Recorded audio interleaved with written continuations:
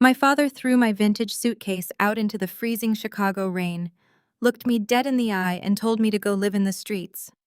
He did not know that his precious suburban mansion was already slipping into foreclosure, and he certainly did not know that the daughter he was kicking out was a multimillionaire who was about to buy his debt in cash. My name is Clara. I am 33 years old, and this is the story of how losing my childhood bedroom became the most brutal and satisfying acquisition of my life. Before I dive into the details, let me know where you are watching from in the comments below.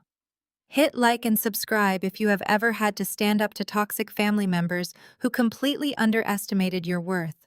Growing up in Winnetka, one of the wealthiest suburbs of Chicago, appearances were the absolute only currency that mattered to my parents, Richard and Patricia. Our sprawling brick colonial home with its perfectly manicured lawn and oversized bay windows was a fortress of impossible expectations and suffocating judgments. Last Friday evening, the skies over Illinois opened up into a freezing, relentless downpour. I had driven through the brutal rush-hour traffic specifically for my father's 60th birthday dinner. I arrived early, seeking a few moments of quiet peace before the inevitable family performance began. I carried my overnight bag upstairs to my old bedroom, the very room I had paid $15,000 to renovate for them just last winter when the roof started heavily leaking. I set my vintage leather suitcase on the bed, grabbed a quick shower to wash off the travel fatigue, and changed into clean clothes. But the exact moment I opened the bathroom door, a blast of cold, damp wind hit my face. I walked out to the landing and looked down the grand, sweeping staircase. The heavy mahogany front doors were wide open to the violent storm. I quickly stepped out onto the porch, the freezing rain immediately stinging my skin. There, lying upside down in a massive puddle on the stone steps, was my vintage suitcase. It had been violently thrown out, the brass clasps popped open, my carefully folded clothes soaking up the muddy, freezing rainwater. A loud, booming laugh echoed from the foyer right behind me. I turned around to see my younger sister Brittany striding into the house like she had just conquered a small nation. At 29, Brittany was the undisputed golden child of our family. She had always been everything my parents intensely valued: loud, demanding, and constantly wrapped in expensive designer labels funded by someone else's credit card. Right behind her was her husband Jamal. Jamal was a 31-year-old African-American man who dressed like he was constantly posing for a high-end business magazine cover. He wore pristine white luxury sneakers, a tailored blazer, and a heavy gold watch that caught the chandelier light. Jamal loved to introduce himself, to anyone who would listen, as the visionary founder and CEO of a revolutionary tech startup. In reality, it was a ghost company that never seemed to produce an actual product, but somehow required endless rounds of seed funding straight from my father's bank accounts. Movers in gray uniforms were hauling dozens of heavy designer boxes and sleek modern furniture pieces right past my shivering body. They tracked thick mud all over the expensive Persian rugs my mother prized so highly, but nobody seemed to care in the slightest. Brittany stood dead in the center of the foyer, pointing a perfectly manicured finger toward the second floor, specifically pointing straight at my bedroom door. I stood dripping wet on the threshold, staring at the absolute chaos unfolding in front of me. Jamal was loudly shouting instructions over the deafening noise of the storm, arrogantly boasting to the movers about exactly how much his new studio equipment cost. He paced back and forth, gesturing wildly with his hands, making absolutely sure everyone within a 1-mile radius knew he was an important entrepreneur making massive business moves. I stepped back inside the house, shivering violently, freezing water pooling at my feet on the hardwood floor. My mother Patricia suddenly emerged from the formal dining room holding a crystal wine glass. She did not ask why I was soaking wet. She did not ask why my personal belongings were currently drowning in the storm outside. Instead, she took one single look at my simple, unbranded sweater and sighed with that deeply familiar, soul-crushing disappointment she reserved strictly for me. She walked right past me to warmly embrace Jamal, pulling a platinum credit card out of her pocket and handing it to him right in front of my face. She told him to go ahead and order some late-night sushi from that outrageously expensive place downtown, insisting with a sickly sweet smile that a brilliant founder like him desperately needed premium brain food for his upcoming investor pitches. The contrast was sharp and deeply suffocating. My mother was enthusiastically financing premium sushi for a man who had never held a steady job in his adult life, while her own daughter, the one who actually ran a highly lucrative cybersecurity firm, stood freezing and completely humiliated by the front door. Because I purposefully chose to live quietly, investing my money in heavily guarded corporate entities, rather than flashing it in their faces, they simply assumed I was struggling to survive. They assumed my understated practical clothes meant I was poor. They assumed my constant silence was a sign of total weakness. I watched Jamal kiss my mother's cheek and confidently pocket the platinum card, turning his gaze toward me with a smug, highly self-satisfied smirk. Brittany walked over and crossed her arms tightly, her massive diamond engagement ring catching the ambient light. She looked me up and down from head to toe, her expression a perfect, flawless mirror of my mother's lifelong disdain. She opened her mouth fully, ready to deliver the kind of toxic, entitled justification I had been forcefully subjected to my entire life. Brittany crossed her arms, flashing a massive diamond ring that likely maxed out our father's credit limit, and delivered her news with a sickeningly sweet smile. She proudly announced she was 2 months pregnant. She patted her perfectly flat stomach and declared that her growing family urgently needed my room. My mother immediately stepped up beside her, placing a fiercely protective hand on Brittany's shoulder. Patricia coldly informed me that the pregnancy changed absolutely everything in the house. Because they were expecting a new baby, Jamal desperately required a dedicated studio space for his high-level startup pitches.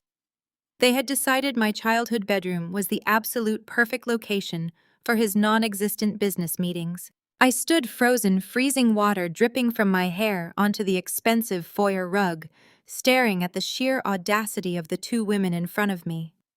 I calmly reminded my mother that I had just paid $15,000 entirely out of my own pocket to completely renovate that exact room last winter. I had replaced the rotting floorboards, fixed the heavily leaking roof above it, and upgraded all the old electrical wiring because my parents claimed they could not afford the critical repairs on their fixed income. I had handed over my hard-earned money under the strict, explicit promise that the room would always remain my private sanctuary whenever I came to visit. Patricia rolled her eyes utterly and completely unbothered by the financial reality of what she had just done. She scoffed and told me not to be so incredibly petty over money when her precious golden child was bringing a new life into the world. She insisted that since I was a single woman with absolutely zero prospects of ever starting a family, I simply did not need the space anymore. She looked at my soaked sweater with pure disgust and suggested I could just sleep on the old pull-out couch in the damp basement if I really insisted on staying for the weekend. The sheer level of delusion was staggering. The basement she casually offered was prone to severe flooding and had no functional heating system. Meanwhile, up on the second floor, movers were currently violently shoving Jamal's luxury gaming chairs and expensive ring lights into the pristine room I had funded with my own blood, sweat, and tears. Jamal stood near the staircase, loudly demanding the movers be careful with his imported leather background panels.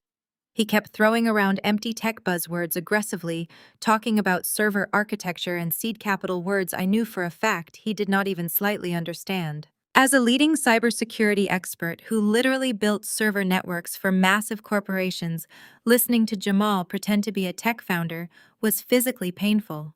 He did not know how to code. He did not know how to build software. His entire supposed business model was just an incredibly flimsy excuse to avoid getting a real job while leeching completely off my parents. Yet my parents worshipped the ground he walked on, simply because he knew how to dress expensively and talk a good game at their high society dinner parties. They desperately wanted to project the image of a wealthy, successful family, and Jamal played the part of the rich tech visionary perfectly, even though his lifestyle was entirely funded by my father's rapidly depleting bank accounts. I looked back out the open front door. The storm was raging harder now. The wind violently whipped my vintage suitcase around the stone porch, tossing my soaked garments into the muddy grass. I watched a dress I had carefully packed get trampled by a mover carrying a giant flat-screen television for Jamal's new fake office. I watched another mover aggressively shove a heavy wooden desk against the hallway wall, deeply scraping the custom paint my mother cared so much about. Even then, Patricia did not utter a single word of protest, completely blinded by the illusion she was desperate to maintain. My internal monologue roared, highlighting the agonizing lifelong disparity in this family.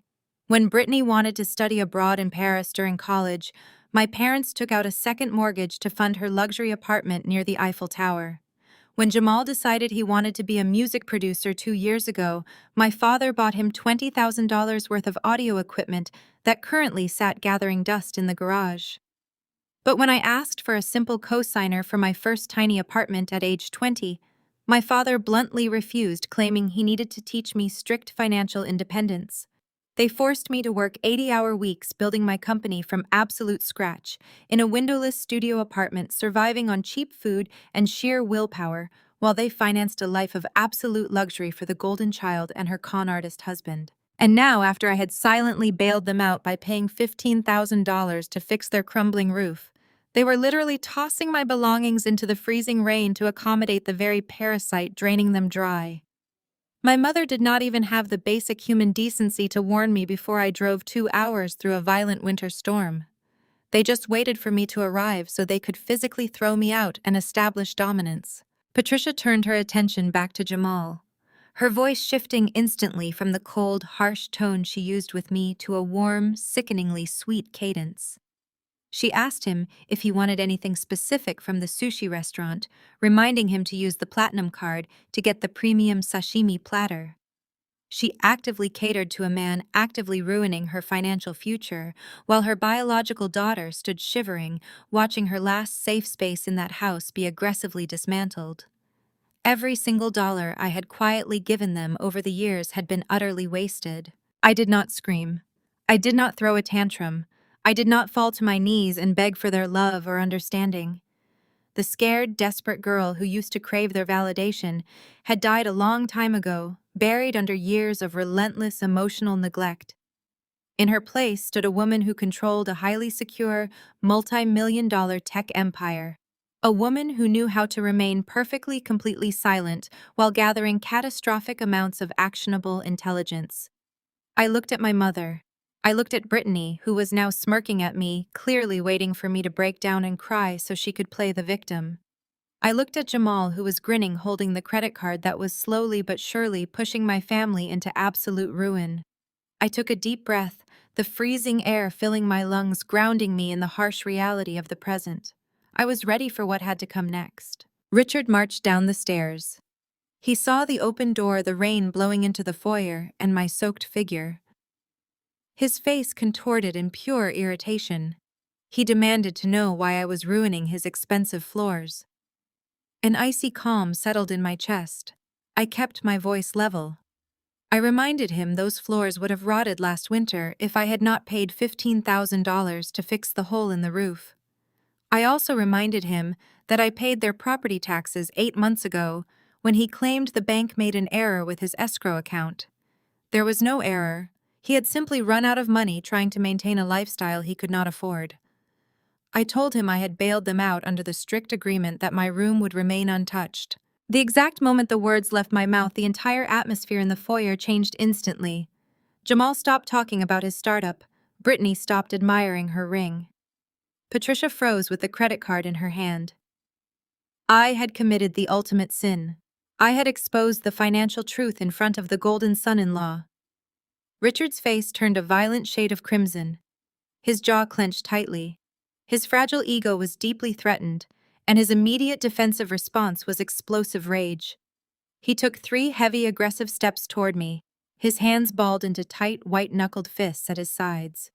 He loomed over me, trying to use his physical size to violently intimidate me, a tactic that meant absolutely nothing to me now. He spat that I had no right to disrespect him in front of his new family. He yelled that paying for minor house repairs did not give me ownership or any say in the matter. He shouted that Jamal was building a massive empire and needed the space for crucial investor meetings immediately. I did not flinch or step back a single inch. I stared at him with cold, unblinking eyes, watching a grown man throw a temper tantrum because his financial incompetence had just been brought directly into the light. My silence only fueled his intense, blinding rage further.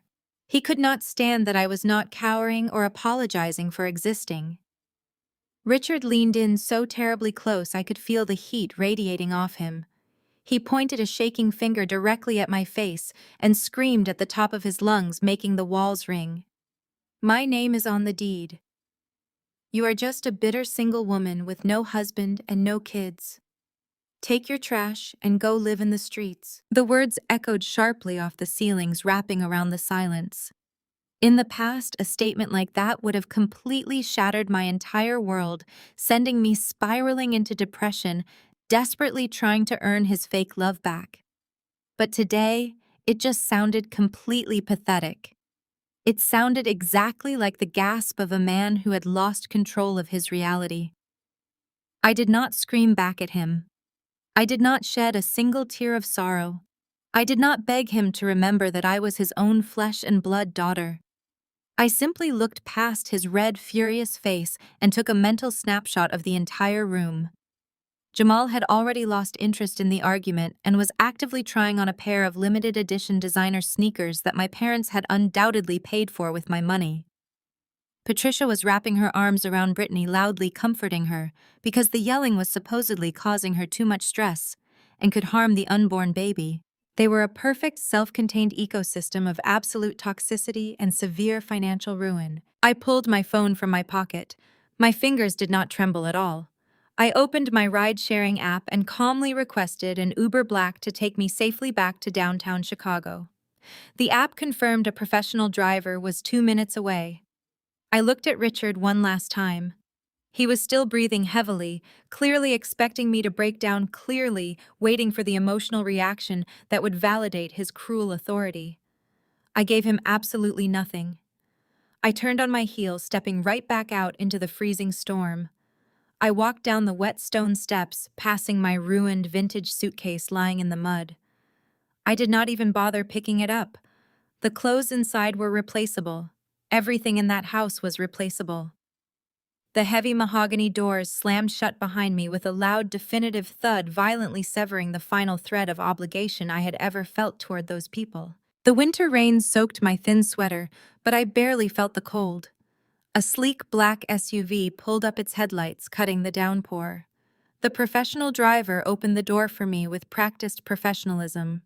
I slid into the warm seat, the vehicle wrapping around me like a shield.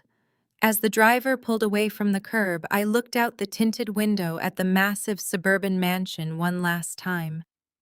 The lights were blazing brightly from every floor, illuminating the sheer illusion of their wealth. Richard thought his name on the deed gave him absolute power over me. He firmly believed that throwing me out into the rain was the ultimate punishment for a daughter who refused to blindly worship his golden child. He thought I was leaving with nothing. He had absolutely no idea that my silence was not surrender. My silence was a careful and precise calculation. I leaned back against the headrest, pulling out my phone to check my secure email server. The gears were already turning in my mind. Richard had demanded I go live in the streets because his name was on the deed. I decided right then and there that I would happily let him keep his fragile illusion for just a few more weeks, because soon enough that very same property deed would legally belong entirely to me without any question. The black SUV merged onto the highway. The driver did not head toward a cheap motel. Instead, he navigated straight into the beating financial heart of downtown Chicago. We pulled into a highly secure private underground parking garage located beneath a shimmering glass skyscraper. The heavy steel gates rolled shut behind us, completely sealing out the storm and the chaos of the night. A private elevator opened directly in front of the vehicle, accessible only by biometric retinal scan. I stepped out of the Uber, tipped the driver generously through the app, and walked into the elevator. The doors closed softly, and the high-speed cabin launched upward, ascending rapidly toward the very top floor. When the polished metal doors slid open again, I did not step into a tiny, struggling single woman's flat.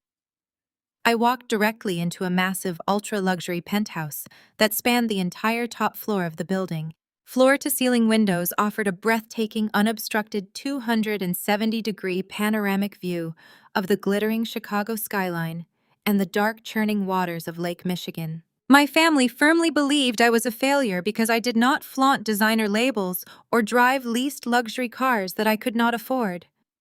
They took one look at my unbranded practical clothing and immediately assumed I was completely broke. They could not comprehend the concept of stealth wealth.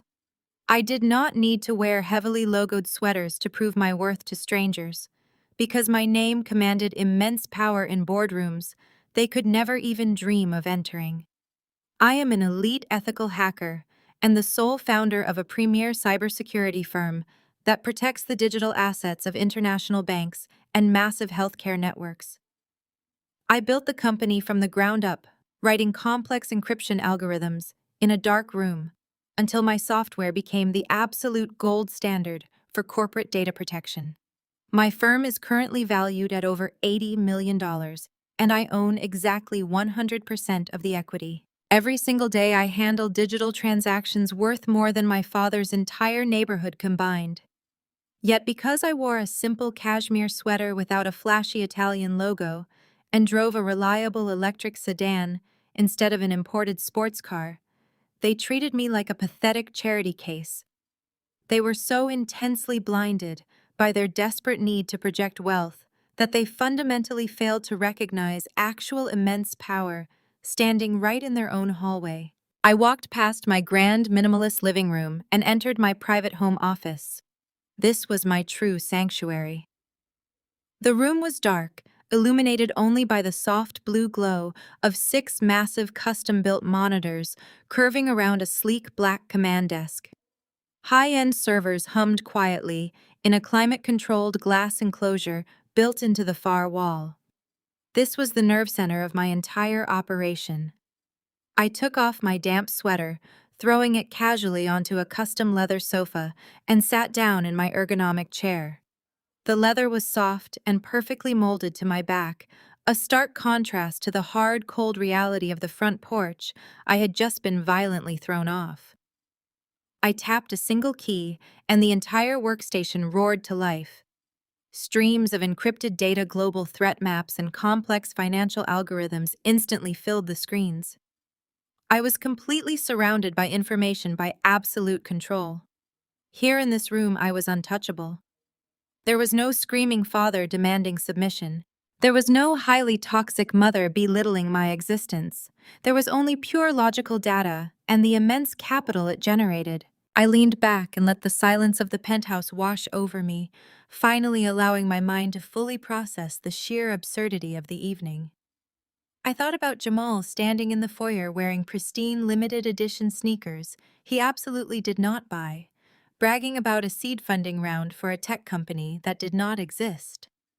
I thought about my mother handing over a platinum credit card to feed a grown man who actively refused to work, while cheerfully agreeing to throw her own biological daughter's belongings out into the freezing mud. I thought about Brittany proudly rubbing her stomach, convinced that carrying a child gave her the supreme authority to steal the very room I had paid out of pocket to repair. The level of collective delusion was honestly fascinating from a purely psychological standpoint. They had constructed a massive, fragile house of cards built entirely on high-interest debt and crippling social insecurity. They were so terrified of looking poor to their wealthy country club friends that they were eagerly allowing a smooth-talking con artist to completely drain their retirement funds. They chose the illusion of a successful family dynamic over actual financial stability, sacrificing their own daughter to maintain a completely hollow lie. My father had looked me dead in the eye and told me to go live in the streets simply because he needed to feel superior in front of a man who was actively robbing him blind. He weaponized the deed to his house, thinking it was the ultimate trump card. He believed that owning that specific plot of land made him a king and made me a helpless peasant. But data never lies, and bank records never care about human ego. The foundation of his arrogant kingdom was entirely rotten, and I was the only person with the exact skill set required to expose the structural damage. I turned my attention to my center monitor, opening a highly secure encrypted connection to my private wealth management portal. I stared at the blinking cursor, my fingers hovering over the mechanical keyboard. My family wanted to play a ruthless game of real estate and financial dominance. They wanted to draw a hard line in the sand based on who legally owned the roof over their heads. I took a deep, steadying breath, perfectly ready to oblige them. The time for silence was officially over. I ran my hands over the cool aluminum of my mechanical keyboard and shifted my focus to the third monitor on my left. While my main screens displayed active security grids for my corporate clients, this specific monitor was strictly dedicated to personal intelligence gathering. Years ago, dealing with my parents' constant emotional manipulation taught me that information was the ultimate armor. I had written a custom automated property monitoring script that silently scraped public county records, financial databases, and real estate registries across the state of Illinois. It was designed to track the assets of key individuals in my life, ensuring I was never caught off guard by sudden legal or financial shifts. Most days, the software ran quietly in the background, logging minor tax assessments or routine utility changes. But tonight, a bright red notification icon was pulsing insistently in the top right corner of the screen. I double-clicked the alert, bringing the encrypted file front and center. The data packet was specifically flagged for my parents' exact address in Winnetka. My pulse remained completely steady as my eyes rapidly scanned the raw data strings. I initially assumed my father had simply taken out another high-interest credit card to fund his lavish country club dinners, or perhaps he had finally been slapped with a municipal fine for his aggressively overgrown landscaping. But the stark reality of the digital report was far more catastrophic. The automated system had intercepted a highly sensitive legal filing registered just hours ago with the Cook County clerk. The status of their pristine, perfectly manicured suburban estate had officially been changed from active ownership to active pre-foreclosure. I leaned closer to the glowing screen, my mind instantly analyzing the legal implications of that single devastating word. Pre-foreclosure meant the bank had formally initiated the process of seizing the property. It meant the quiet, invisible grace period was entirely over, and the ruthless machinery of legal eviction had begun to turn. I quickly bypassed the public summary and initiated a deep dive into the secured banking metadata attached to the property deed. The financial rot I uncovered over the next few minutes was absolutely breathtaking in its sheer scale and utter stupidity. My parents had owned that massive house for over 2 decades, and by all logical accounts, they should have paid off the primary mortgage years ago. Instead, the screen revealed a massive gaping wound in their financial history. Exactly 6 months ago, Richard had quietly visited a predatory lending institution. He had legally leveraged the remaining equity in his home to take out a massive second mortgage. The total amount borrowed was a staggering $450,000. I pulled up the digitized transaction ledgers, tracing the rapid movement of those funds. The money had not been used for home improvements, medical emergencies, or secure retirement investments. Within 48 hours of the loan, clearing a direct wire transfer for the exact amount of $450,000 was sent to a newly registered corporate account. The beneficiary of that account was listed as a limited liability company owned entirely by Jamal. The pieces of the puzzle slammed together with sickening clarity. Jamal had not secured venture capital. He had not won over angel investors with his brilliant technological insights. His entire highly publicized seed funding round was nothing more than my father secretly draining the last drop of equity from his own home. Richard had literally mortgaged the roof over his head to hand nearly $500,000 in liquid cash to a con artist who spent his days buying limited edition sneakers and demanding expensive late-night sushi. And now the absolute worst part of the financial disaster was staring back at me in bright red digits. The ledgers showed a brutal, unforgiving timeline. Richard had not made a single mortgage payment in exactly 120 days, 4 entire months of complete delinquency. 120 days of hiding from phone calls, ignoring certified letters, and pretending the financial apocalypse was not actively knocking on his heavy mahogany front doors. I sat back in my chair, visualizing the sheer psychological denial required to maintain that level of delusion. For the past 4 months, while his bank accounts ran completely dry and the threat of losing his home loomed over him, my father had changed absolutely nothing about his daily routine. He still drove his luxury sedan to the exclusive country club every single weekend. He still insisted on hosting massive catered dinner parties for his wealthy peers, forcing my mother to smile and pour expensive imported wine as if their lives were perfect. His fragile ego simply could not handle the devastating humiliation of admitting defeat. Admitting he could not afford his lifestyle meant stepping down from his self-appointed throne. It meant confessing to his elite social circle that he was actually broke, and even worse, it meant admitting that his brilliant golden son-in-law was a complete fraud. Rather than face that terrifying reality, Richard chose to double down on the massive lie. He chose to throw his own flesh and blood daughter out into a freezing rainstorm, aggressively confiscating my only safe space in that house, all to maintain the fake, hollow image of Jamal's booming tech startup. He was literally rearranging the expensive deck chairs on the sinking ship while the icy water was rapidly pouring into the lower decks. I opened a secure terminal window and began tracing the specific banking institution that currently held this toxic debt. It was a mid-sized regional bank known for offloading heavily delinquent loans to private debt buyers at incredibly steep discounts. A cold smile slowly formed on my face. My father believed his name on the deed gave him absolute power. But deeds are completely worthless if a hungrier predator suddenly buys your underlying debt. He had stupidly handed me the exact weapon I needed. I turned my attention away from my father's sinking mortgage and opened a fresh encrypted terminal. If Richard handed over $450,000 of home equity, I needed to know exactly where every penny went. I initiated a comprehensive digital sweep of Jamal's supposed tech startup. My parents had spent 2 years boasting to wealthy friends about Jamal's revolutionary artificial intelligence platform. They claimed he was securing massive contracts with global tech giants. It was time to see what that arrogant boasting was built upon. I ran a basic query through the Delaware Division of Corporations, searching for business entities registered under Jamal's legal name. The results populated in a fraction of a second. There was no revolutionary artificial intelligence platform. There was no tech enterprise.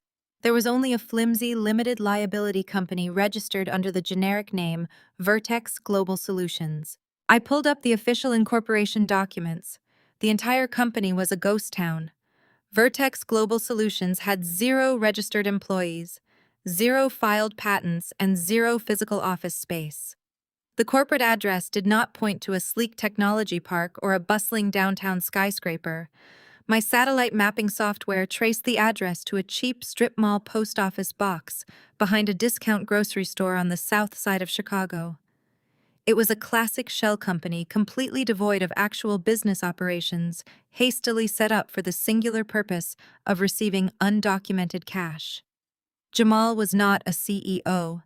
He was a financial parasite wearing a designer blazer, utilizing corporate loopholes to construct a completely hollow illusion of success. Creating a shell company was only the first step of his fraud. I needed to see the actual money trail. I deployed a specialized packet sniffing algorithm designed to track international corporate espionage. I instructed the program to cross-reference the routing numbers associated with Richard's massive second mortgage payout. I wanted to see the precise moment those funds entered Vertex Global Solutions and exactly how they exited. The banking ledgers cracked open across my screens like a book revealing a timeline of pure, unadulterated financial ruin. The data showed that the $450,000 from my father's desperate home equity loan hit Jamal's corporate account on a Tuesday. By Wednesday morning, the aggressive bleeding had already begun in earnest. If Jamal had been a legitimate entrepreneur, I would expect massive outgoing wire transfers to software development firms or cloud hosting providers. Instead, the transaction history read like the spending diary of a lottery winner, out of touch with reality. Tens of thousands of dollars were wired directly to luxury car dealerships to cover lease payments on high-end imported vehicles. There were massive recurring charges at exclusive downtown nightclubs, high-end jewelers, and luxury vacation rental agencies. Jamal was using the liquid equity of my childhood home to finance his ridiculous lifestyle, swiping the corporate debit card to buy designer sneakers, while claiming the money was locked up in vital seed funding negotiations. The vanity purchases were a small fraction of the stolen funds.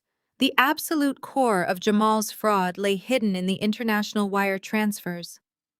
As I scrolled deeper into the corporate ledger, I noticed a very clear, highly repetitive pattern. Every single Friday, exactly $25,000 was quietly siphoned out of the Vertex Global Solutions business account. These funds were not going to local vendors or domestic banks. They were being systematically wired to a highly obscure, decentralized cryptocurrency exchange based in a jurisdiction with notoriously lax financial regulations. Jamal was actively liquidating my father's house and converting the cold hard cash into untraceable digital assets. I ran a blockchain analysis tool to trace the digital wallets receiving these massive weekly deposits. The encryption was thick, but my software easily bypassed the superficial security layers. The offshore accounts were entirely controlled by Jamal. He was intentionally laundering the mortgage money, moving it far beyond the legal reach of American banks and local tax authorities. He knew exactly what he was doing. Jamal was fully aware that my father's financial ship was rapidly sinking, and instead of trying to save it, he was aggressively tearing apart the hull to build himself a golden parachute. Once the money was securely locked in those offshore cryptocurrency wallets, my parents would never be able to touch a cent of it ever again. The sheer scale of the betrayal was deeply staggering. He was not just a lazy, entitled son-in-law coasting on my parents' desperate need for social validation. He was an active predator deliberately robbing them blind right under their noses. The sickening irony of it all was how fiercely my parents protected him. They worshipped the ground Jamal walked on. They literally threw me out into a freezing rainstorm, sacrificing my personal sanctuary and my dignity specifically to appease the very man who was destroying their entire lives. They believed they were investing in a brilliant tech visionary who would elevate their social status, completely oblivious to the fact they were funding their own absolute destruction. I sat back in the soft leather chair, the blue light of the monitors casting long shadows across my silent office. The entire situation was no longer just a pathetic suburban tragedy. It was a ticking financial time bomb, and the timer was dangerously close to hitting zero. Richard and Patricia were sitting directly on top of the hidden explosive, cheerfully drinking their expensive wine, completely unaware that the massive blast was inevitable. Jamal's offshore cryptocurrency accounts were growing significantly larger every single week, while the bank holding my father's second mortgage was actively preparing to legally seize the property.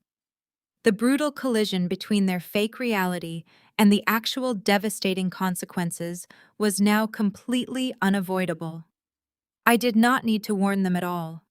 I certainly did not need to save them from their own greed. All I had to do was patiently position myself to completely own the collateral damage. As I sat there digesting the sheer magnitude of Jamal's financial crimes, my cell phone buzzed sharply against the cold glass of my desktop. The sudden vibration broke the heavy silence of my penthouse office. The soft blue light from the monitors cast a cool glow across the room, highlighting the stark contrast between my calm reality and their frantic existence. I pulled my eyes away from the offshore cryptocurrency ledgers and glanced down at the glowing screen. The notification banner displayed a new message in the family group chat. It was a chat I had muted years ago specifically to preserve my mental health, but my mother constantly demanded I keep active just in case of an emergency. Tonight, however, there was no emergency. There was only a breathtaking display of pure malicious audacity. I picked up the phone and opened the messaging application, fully preparing myself for another barrage of toxic guilt trips. Instead, what I saw was a high-resolution photograph uploaded by my sister Brittany. I stared at the image on my small screen, completely mesmerized by the sheer level of destruction they had managed to accomplish in less than 3 hours. The photograph was taken from the doorway of my childhood bedroom. The beautiful pale green walls that I had carefully selected and paid a premium contractor to paint just last winter were completely ruined. I had spent weeks ensuring that room was perfect, replacing old drafty windows and installing premium insulation. Now a massive jagged hole had been violently smashed right through the center of the drywall, exposing the old wooden studs and the updated electrical wiring I had funded. Thick white plaster dust covered the expensive hardwood floorboards I had just installed. They had not just moved my things out of the room. They had taken a sledgehammer to the structural integrity of the house, specifically to expand the floor plan. The caption below the photograph enthusiastically explained their brilliant architectural vision. They were tearing down the wall to build a massive custom walk-in closet. The new closet was not for a nursery. It was not for the baby Brittany was currently carrying. It was entirely designed to house Jamal's massive collection of limited edition luxury sneakers.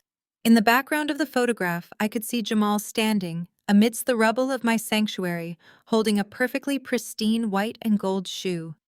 He was grinning widely, pointing at the exposed electrical wires as if he were a visionary developer breaking ground on a skyscraper.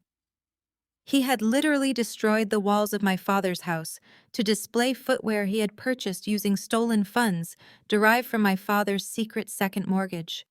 The sheer layers of irony and financial devastation captured in that single photograph belonged in a museum. They were aggressively tearing apart a house they no longer legally owned to build a shrine to the very man causing their imminent eviction. Every swing of that sledgehammer was just another direct blow to their completely doomed financial future. Another notification pinged loudly. Brittany had followed up her photograph with a long text message dripping with her trademark sickeningly sweet condescension.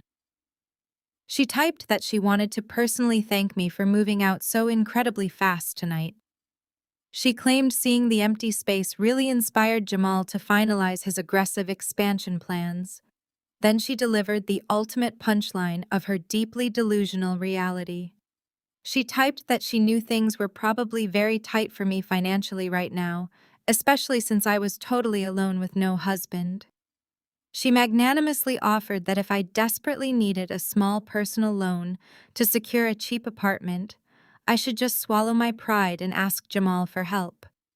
She proudly declared that his technology startup was absolutely dominating the market and was about to formally close a $1 million seed funding round by the end of the month. She even added that they might hire me to do basic data entry if I promised to drastically improve my negative attitude. I read her message twice, letting the absolute absurdity of her words wash over me. Brittany firmly believed she was the wealthy, generous sister looking down on her pathetic, impoverished sibling from a massive throne of success. She believed Jamal was a brilliant captain of industry, single-handedly elevating our family name. She had absolutely no idea that the $1 million seed round she was bragging about was nothing more than our father secretly draining the final drops of equity from the crumbling house she was standing inside. She had no idea the expensive sneakers she was building a custom closet for were essentially the physical embodiment of her own tragic future homelessness. She felt completely victorious, having successfully bullied me out into the freezing rain while her entire world was actively plunging into an inescapable financial abyss. She was the arrogant queen of a castle made entirely of sand, and the tide was already rushing in to destroy it completely. My parents and my sister honestly thought they had won the ultimate war. They expected me to fire back an angry, bitter response filled with tears and demands for basic respect. They wanted a long, dramatic argument. I refused to give them even a single ounce of that satisfaction. I did not type out a massive paragraph exposing Jamal's offshore cryptocurrency accounts. I did not mention the rapidly defaulting second mortgage. I simply stared at the photograph of my ruined bedroom one last time, feeling the last emotional ties to that house dissolve into nothing. I tapped the screen and opened the keyboard. I typed two simple casual words. No worries. I hit send. Just two completely indifferent words confirming that I was perfectly fine with their decisions. I locked the screen and set the phone face down. A cold, hard smile slowly spread across my face. Let them build their custom sneaker closet. Let them celebrate their fake success. The trap was fully set. I brought my secure banking terminal back to the main monitor. It was officially time to buy their debt. The sun rose over Lake Michigan, casting a cold, brilliant light across my penthouse office. I had not slept a single wink, but my mind was sharper than ever. I picked up my secure encrypted phone and dialed a private number I reserved exclusively for high-level financial maneuvers. It rang exactly twice before my senior wealth manager answered. His name was David, and he managed the massive diversified portfolio generated by my cybersecurity firm. I did not bother with pleasantries or small talk. I gave him a direct order to immediately liquidate $1 million from my low-yield bond accounts and place the liquid cash into a staging fund. David was a seasoned professional who handled massive corporate acquisitions daily, but even he paused for a brief second at the sudden demand for unallocated cash. I calmly explained that I was preparing to make a highly aggressive, distressed real estate acquisition. I told him I needed the capital ready to move at a moment's notice without any bureaucratic delays. He asked no further questions. He simply confirmed the transfer would be completed within the hour and hung up the phone. The first vital piece of the puzzle was officially in place. My next call was significantly more complex. I opened my encrypted contact directory and dialed my lead corporate real estate attorney. Her name was Evelyn, and she was a ruthless legal shark who specialized in highly contested corporate buyouts and hostile takeovers. I forwarded her the digital file containing the exact details of my father's rapidly defaulting second mortgage. I asked her to aggressively analyze the specific regional bank holding the note. Evelyn reviewed the data in real time, her sharp legal mind instantly dissecting the situation. She laughed quietly over the phone and informed me that my father had chosen an incredibly foolish lending institution. The regional bank he used was currently massively over-leveraged and completely terrified of carrying toxic assets on their books. She explained that Richard's mortgage was officially classified as a non-performing loan. Because he had missed 120 days of payments, the bank considered the debt practically radioactive. They were legally required to maintain heavy cash reserves against the bad loan, which was severely hurting their quarterly profit margins. Evelyn broke down the exact legal mechanics of the situation for me. Regional banks do not want to be in the property management business under any circumstances. They do not want to spend months navigating the messy, expensive legal process of physically evicting a stubborn homeowner. When a massive second mortgage becomes a non-performing loan, their primary goal is simply to cut their massive losses and clear the toxic debt from their financial reports. They actively look for aggressive private investors willing to buy the bad debt in cold hard cash, usually at a massive discount. Evelyn confirmed that the bank was practically begging someone to take Richard's failed mortgage off their hands. I told her I wanted to be that exact someone. I instructed her to contact the bank and initiate a quiet cash buyout of the entire debt portfolio associated with the Winnetka property. I wanted to own every single cent my father owed. However, I knew my father intimately. If Richard even slightly suspected I was the private investor buying his debt, his fragile ego would instantly trigger a massive legal counterattack. He would aggressively tie the property up in endless, frivolous litigation just to prevent me from gaining the upper hand. He would cry to the local courts claiming I was a vindictive daughter engaging in predatory lending practices against my own family. I needed an absolute, impenetrable legal shield. I could not let him or Jamal see me coming until the very last possible second. I ordered Evelyn to completely bury my identity behind multiple layers of aggressive corporate anonymity. I instructed her to establish a brand new blind corporate entity. We needed a name that sounded perfectly sterile and completely detached from my personal life, something a bank would never question. We settled on the name Echo Holdings LLC. It was the perfect corporate ghost. Evelyn immediately filed the expedited legal paperwork in Delaware, a state specifically known for protecting corporate privacy and fiercely shielding the actual identities of business owners. Echo Holdings, LLC, was meticulously structured as a completely blind trust. The designated registered agent was a generic corporate law firm situated in a highly obscure commercial office park. If anyone attempted to look up the public records or trace the actual ownership of the company, they would hit an absolute brick wall of legal jargon and empty corporate shells. My name, my massive cybersecurity firm, and my personal wealth would remain completely invisible to the outside world. On paper, Echo Holdings LLC was just another faceless, aggressive investment group swallowing up toxic suburban debt. In reality, it was a highly targeted financial weapon aimed directly at my parents' heavy mahogany front doors. Once Evelyn confirmed the Delaware incorporation was officially active and legally binding, I moved on to the final crucial step. I opened my highly secure banking terminal and initiated a massive wire transfer. I funneled the liquid cash David had prepared directly into the newly established Echo Holdings LLC corporate bank accounts. I watched the secure progress bar on my monitor as hundreds of thousands of dollars moved silently across the highly encrypted digital banking networks. This was not a friendly loan to a struggling family member. This was not a temporary bailout like the roof repairs or the property taxes I had foolishly paid last year.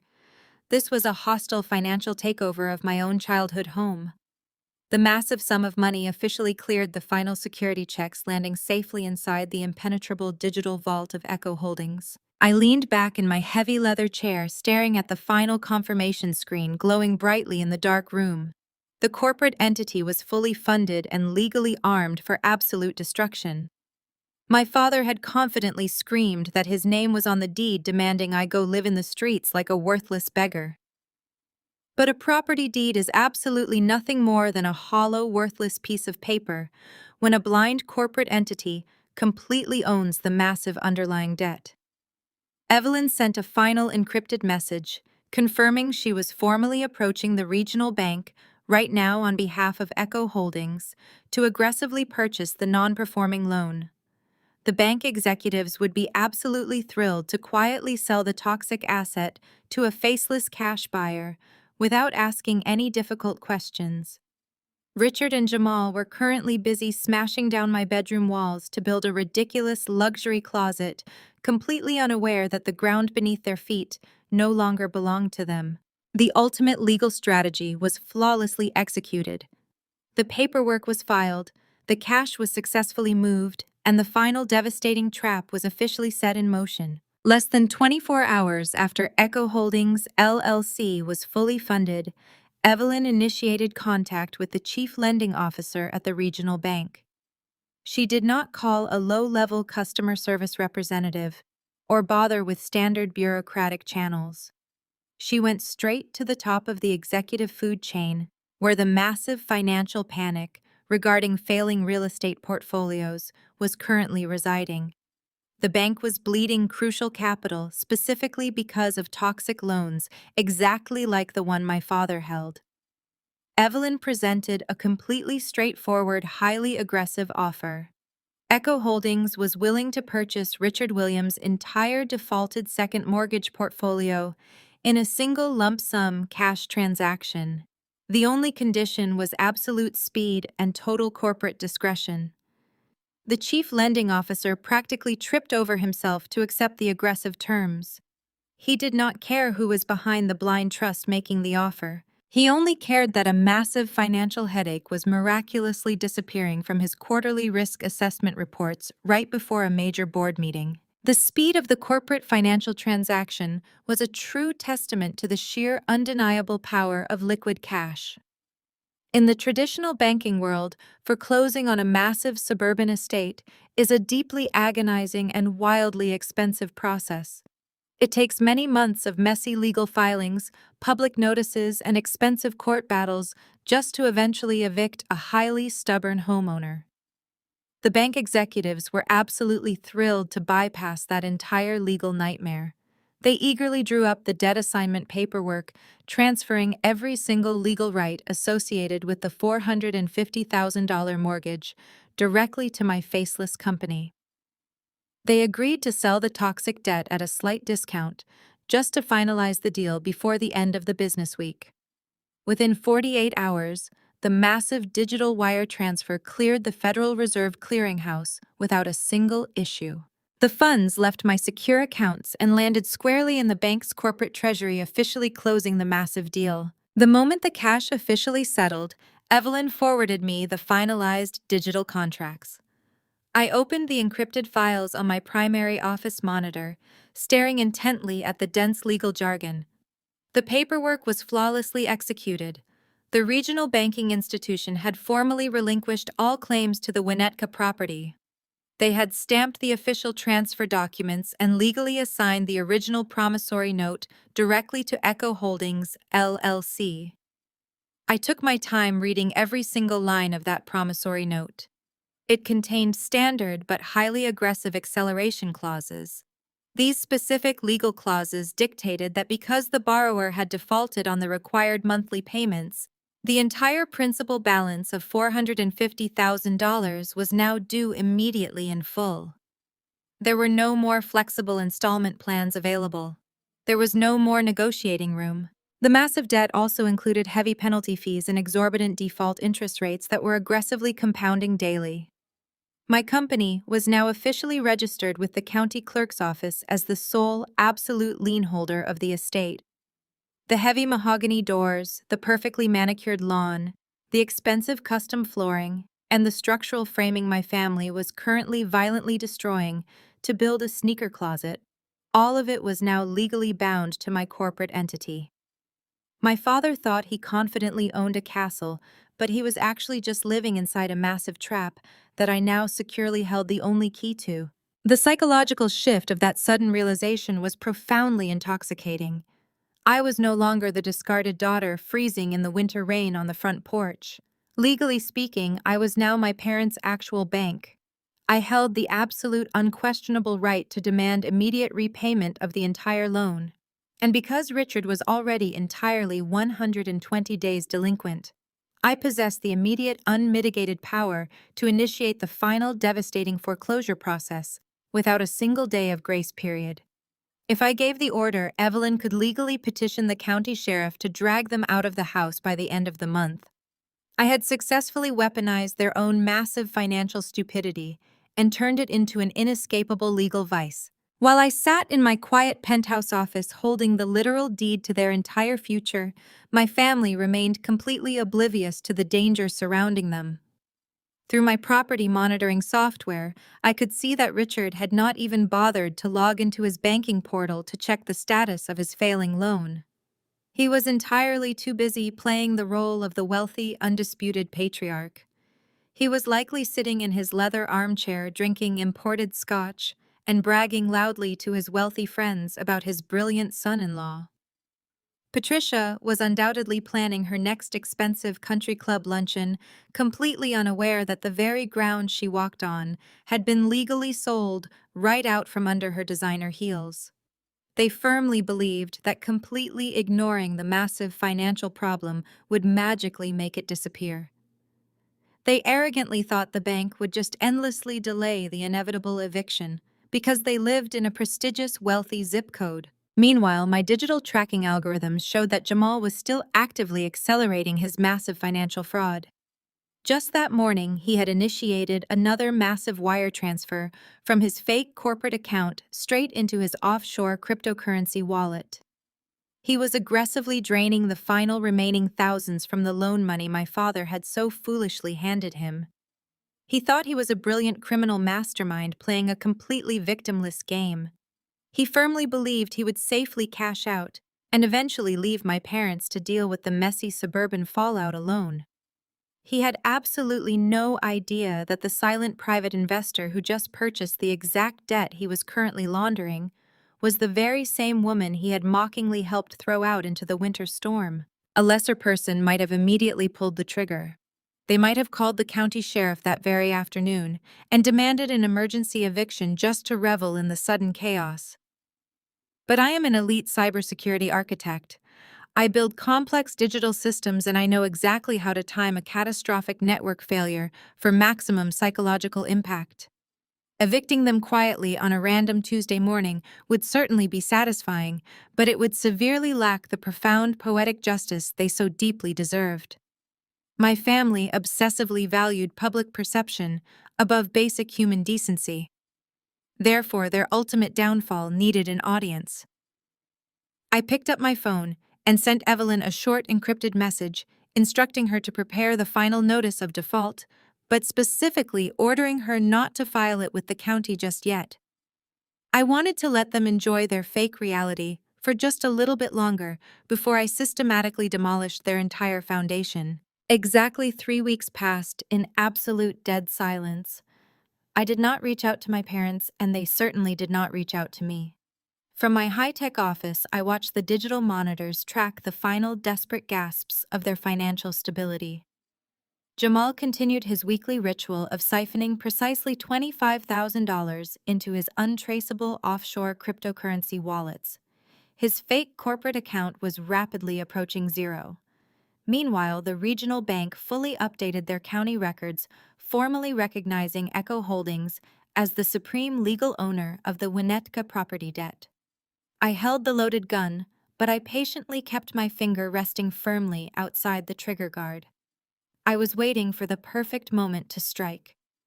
That moment arrived on a quiet Tuesday afternoon in the form of a heavy cream-colored envelope delivered directly to my massive penthouse via a premium private courier service. The envelope was thick, heavily textured, and sealed with an obnoxious gold wax stamp bearing our family initial. I sliced it open with a sleek metal letter opener and pulled out a physical invitation printed on expensive embossed cardstock. The invitation was a breathtaking monument to their absolute collective delusion. It was an extravagant formal announcement for a highly bizarre combined event scheduled for the upcoming Saturday evening. The top half of the heavy card featured elegant flowing calligraphy, officially inviting the prestigious guests to a luxury baby shower celebrating Brittany's highly anticipated pregnancy. The bottom half of the card abruptly shifted to a sleek modern font announcing the exclusive VIP launch party for Jamal's revolutionary technology startup. They were aggressively combining a deeply personal family milestone with a completely fake corporate investor event, and they were hosting the entire circus right inside the suburban house they no longer legally owned. The sheer arrogance required to throw a lavish party on a property currently sitting deep in the jaws of absolute default was staggering. They were dancing wildly on the upper decks of the sinking ship, while the lower levels were already entirely submerged underwater. I stared at the gold foil lettering listing Jamal as the visionary chief executive officer, completely marveling at how aggressively they were pushing a lie that was guaranteed to explode in their faces within days. Just as I set the ridiculous physical invitation down on my glass desk, my secure email terminal pinged with a priority notification. It was a direct message from my mother, Patricia. I opened the email fully expecting a long, rambling list of strict rules I needed to follow if I wanted to be allowed back into the house for the party. Instead, what I found was a spectacular display of completely unhinged financial desperation, poorly disguised as maternal authority. Patricia did not ask how I was doing. She did not ask if I had found a safe place to sleep after being violently thrown out into the freezing winter storm. Her email immediately launched into a harsh, scolding lecture about my deeply disrespectful attitude during my father's birthday dinner. She claimed my sudden dramatic exit had severely stressed Brittany out and almost ruined the entire evening for their important guests. Then came the ultimate punchline. Patricia forcefully demanded that I immediately pay the massive $10,000 catering bill for the upcoming party. She explicitly framed the payment as a mandatory apology fee required to buy my way back into the family circle. I leaned back in my chair, reading her highly aggressive demand over and over again. The psychological transparency of her email was honestly pathetic. I knew exactly why she was suddenly demanding $10,000 from the daughter she had just viciously discarded. They were completely and utterly broke. Richard's bank accounts were entirely empty. His credit cards were maxed out beyond their absolute limits. The massive $450,000 second mortgage had been completely drained by Jamal and laundered into international digital currency. My parents literally did not have the liquid cash required to pay the luxury catering company they had arrogantly hired to impress their wealthy country club friends. Patricia was using emotional manipulation and toxic guilt to extort money from me simply because I was her absolute last resort. She assumed that my silence over the past 3 weeks meant I was deeply depressed and desperate to earn her fake love back. She firmly believed I would blindly empty my meager savings account just for the fragile privilege of standing quietly in the corner of their extravagant party. She was demanding I finance the very illusion that was actively destroying them from the inside. In the past, an email like that would have completely crushed my spirit. I would have agonized over the harsh words, desperately trying to scrape together the funds just to avoid her intense, icy wrath. But sitting in my penthouse office holding the legal power to instantly render her homeless, her aggressive words felt entirely hollow. They were the frantic, desperate thrashings of an animal caught tightly in a trap it could not even see yet. I did not write a long emotional response defending my actions or demanding basic respect. I did not point out the absolute insanity of asking for $10,000 after throwing my belongings into the freezing mud. I simply clicked the reply button and typed a single short sentence. I told her I would gladly handle the entire catering bill and that I would absolutely see them all on Saturday evening. I hit send and immediately wired the $10,000 directly to the catering company from my secure corporate account. It was a remarkably cheap price to pay for a front row seat to their total destruction. I picked up my secure phone and texted my lawyer, Evelyn, giving her the final green light to officially process the default paperwork with the county sheriff. The massive steel trap was now firmly locked, and I was fully prepared to watch it snap shut. Saturday evening arrived with a bitter chill sweeping off the lake, but the massive Winnetka estate was radiating an obnoxious artificial warmth. I pulled my sleek sedan onto the crowded cobblestone driveway, carefully squeezing between a ridiculous lineup of imported luxury sport utility vehicles and hired black town cars. The custom mahogany front doors were thrown wide open, welcoming a steady, loud stream of the Chicago elite. I stepped out into the freezing air, wearing a simple pair of dark tailored jeans, a plain black cashmere sweater, and flat leather boots. It was a highly deliberate contrast to the sparkling evening gowns and custom tuxedos, flowing confidently up the front stone steps. I walked through the grand entryway and immediately noticed the extravagant floral arrangements and the highly synchronized army of waiters carrying heavy silver trays of vintage champagne. I recognized the premium catering uniforms instantly. It was the exact high-end service I had just blindly wired $10,000 to secure. They were smoothly passing around delicate white truffle tartlets to the wealthy guests. The sheer irony of the situation was so incredibly thick, I could practically taste it. I was walking into a lavish, extravagant celebration of my own financial executioners hosted directly inside a massive property I secretly legally owned, and I was the absolute only person in the room who had actually paid the admission fee. The grand formal living room was absolutely packed shoulder to shoulder with Richard's wealthiest corporate colleagues and his elite country club associates. I stood quietly near the heavy velvet window curtains blending seamlessly into the dark background, while I silently observed the magnificent theatrical performance unfolding perfectly before me. My father was holding court near the massive custom stone fireplace, practically vibrating with arrogant, undisputed pride. He was wearing a ridiculously expensive maroon velvet smoking jacket and loudly pouring highly generous measures of imported 20-year-old single malt scotch from a heavy crystal decanter he could absolutely no longer afford. He laughed obnoxiously loudly at a terrible golf joke made by a retired hedge fund manager aggressively patting the smaller man on the back. Richard looked incredibly smug, projecting the flawless, unquestionable image of a highly successful, wealthy patriarch confidently surveying his massive, undisputed kingdom. He was completely and utterly oblivious to the devastating fact that his private bank accounts were entirely drained, and his prestigious social standing was currently resting on a razor-thin edge of a massive defaulted toxic loan. He truly believed he was standing at the absolute unquestionable pinnacle of wealthy suburban society. He had absolutely no idea that the silent, faceless private investor who legally held his entire fragile financial future in a suffocating, deadly grip was currently standing just 20 feet away. Across the massive, crowded room, the supposed guest of honor was putting on an equally nauseating and highly criminal performance.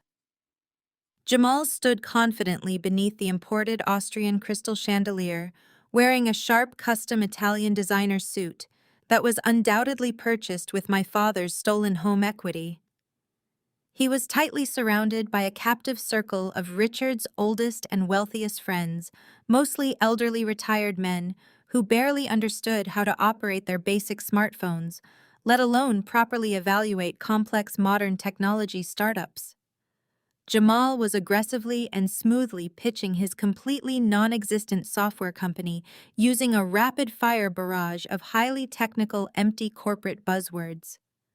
I listened to him confidently throw around complex terms like decentralized blockchain integration, predictive machine learning algorithms, and disruptive cloud-based financial architecture. It was a beautifully orchestrated, highly illegal scam designed entirely to dazzle rich old men who desperately wanted to feel connected to the lucrative modern digital economy.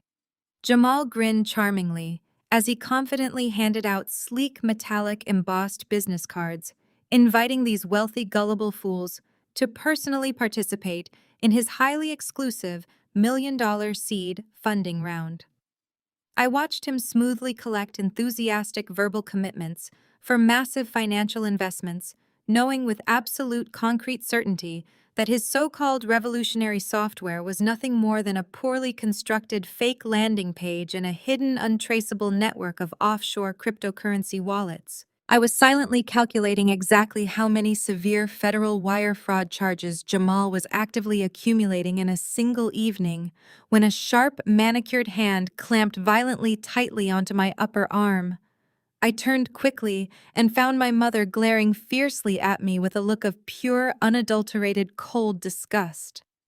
Patricia was wearing a heavily structured floor-length emerald green silk gown, absolutely dripping in heavy diamond jewelry she had undoubtedly purchased on a maxed-out credit card just for this specific grand occasion. Without saying a single word, she forcefully yanked me aggressively away from the main social gathering, physically dragging me through the formal dining room and shoving me forcefully through the heavy wooden swinging doors into the massive caterer's kitchen. The highly busy kitchen staff immediately scattered, giving us a very wide, uncomfortable berth as Patricia backed me aggressively against the cold white marble preparation island. The air in the warm room was incredibly thick with the heavy smell of expensive roasted meats and delicate sugary pastries, but my mother's imposing presence completely overpowered it with a suffocating toxic wave of pure hostility. She looked me up and down, her eyes slowly scanning my plain black sweater and simple dark jeans with absolute burning revulsion. She leaned in incredibly close, her face mere inches from mine, as her voice dropped to a harsh, venomous whisper that barely masked her seething, uncontrollable anger. She sharply asked me what exactly I thought I was doing, showing up to an important corporate milestone event, dressed like I was going to a cheap discount grocery store. I calmly and quietly reminded her that I was the absolute sole reason there was any expensive food being served at her lavish party tonight. My perfectly calm, logical response only actively fueled her blind, irrational rage. She pointed a trembling, perfectly manicured finger toward the heavy, swinging kitchen doors, gesturing aggressively toward the noisy main living room. She demanded I look closely at Jamal and pay highly specific attention to how a real winner actually operates in the real world.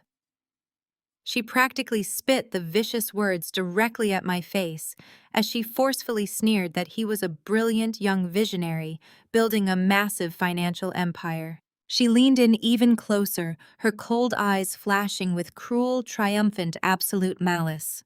"Look at Jamal," Patricia sneered deeply. "That is what success looks like. There is no space in this family for a failure." I simply stared directly into her furious, desperate eyes, refusing to blink or break contact for a single second, entirely secure in the absolute knowledge that her fake kingdom was completely doomed. I did not offer a single word of defense. I did not raise my voice or attempt to explain the intricate, complex mechanics of a legitimate corporate seed funding round, or the harsh reality of Jamal's impending federal indictments. I simply let her highly toxic words hang heavily in the hot, oppressive air of the catering kitchen. I gave my mother one final cold, calculating look before turning on my heel and pushing silently back through the heavy wooden swinging doors. The stifling heat of the busy kitchen instantly gave way to the loud, chaotic roar of the main living room. I navigated smoothly through the dense crowd of expensive tailored suits and glittering designer dresses, making my way directly toward the temporary cocktail bar set up near the grand sweeping staircase. I politely requested a tall glass of sparkling water with a single lime from a frantic bartender whose entire evening salary was actively funded by my silent financial intervention. Holding the cold, sweating glass, I retreated to a quiet, shadowed corner near the massive bay windows, completely removing myself from the active flow of the party.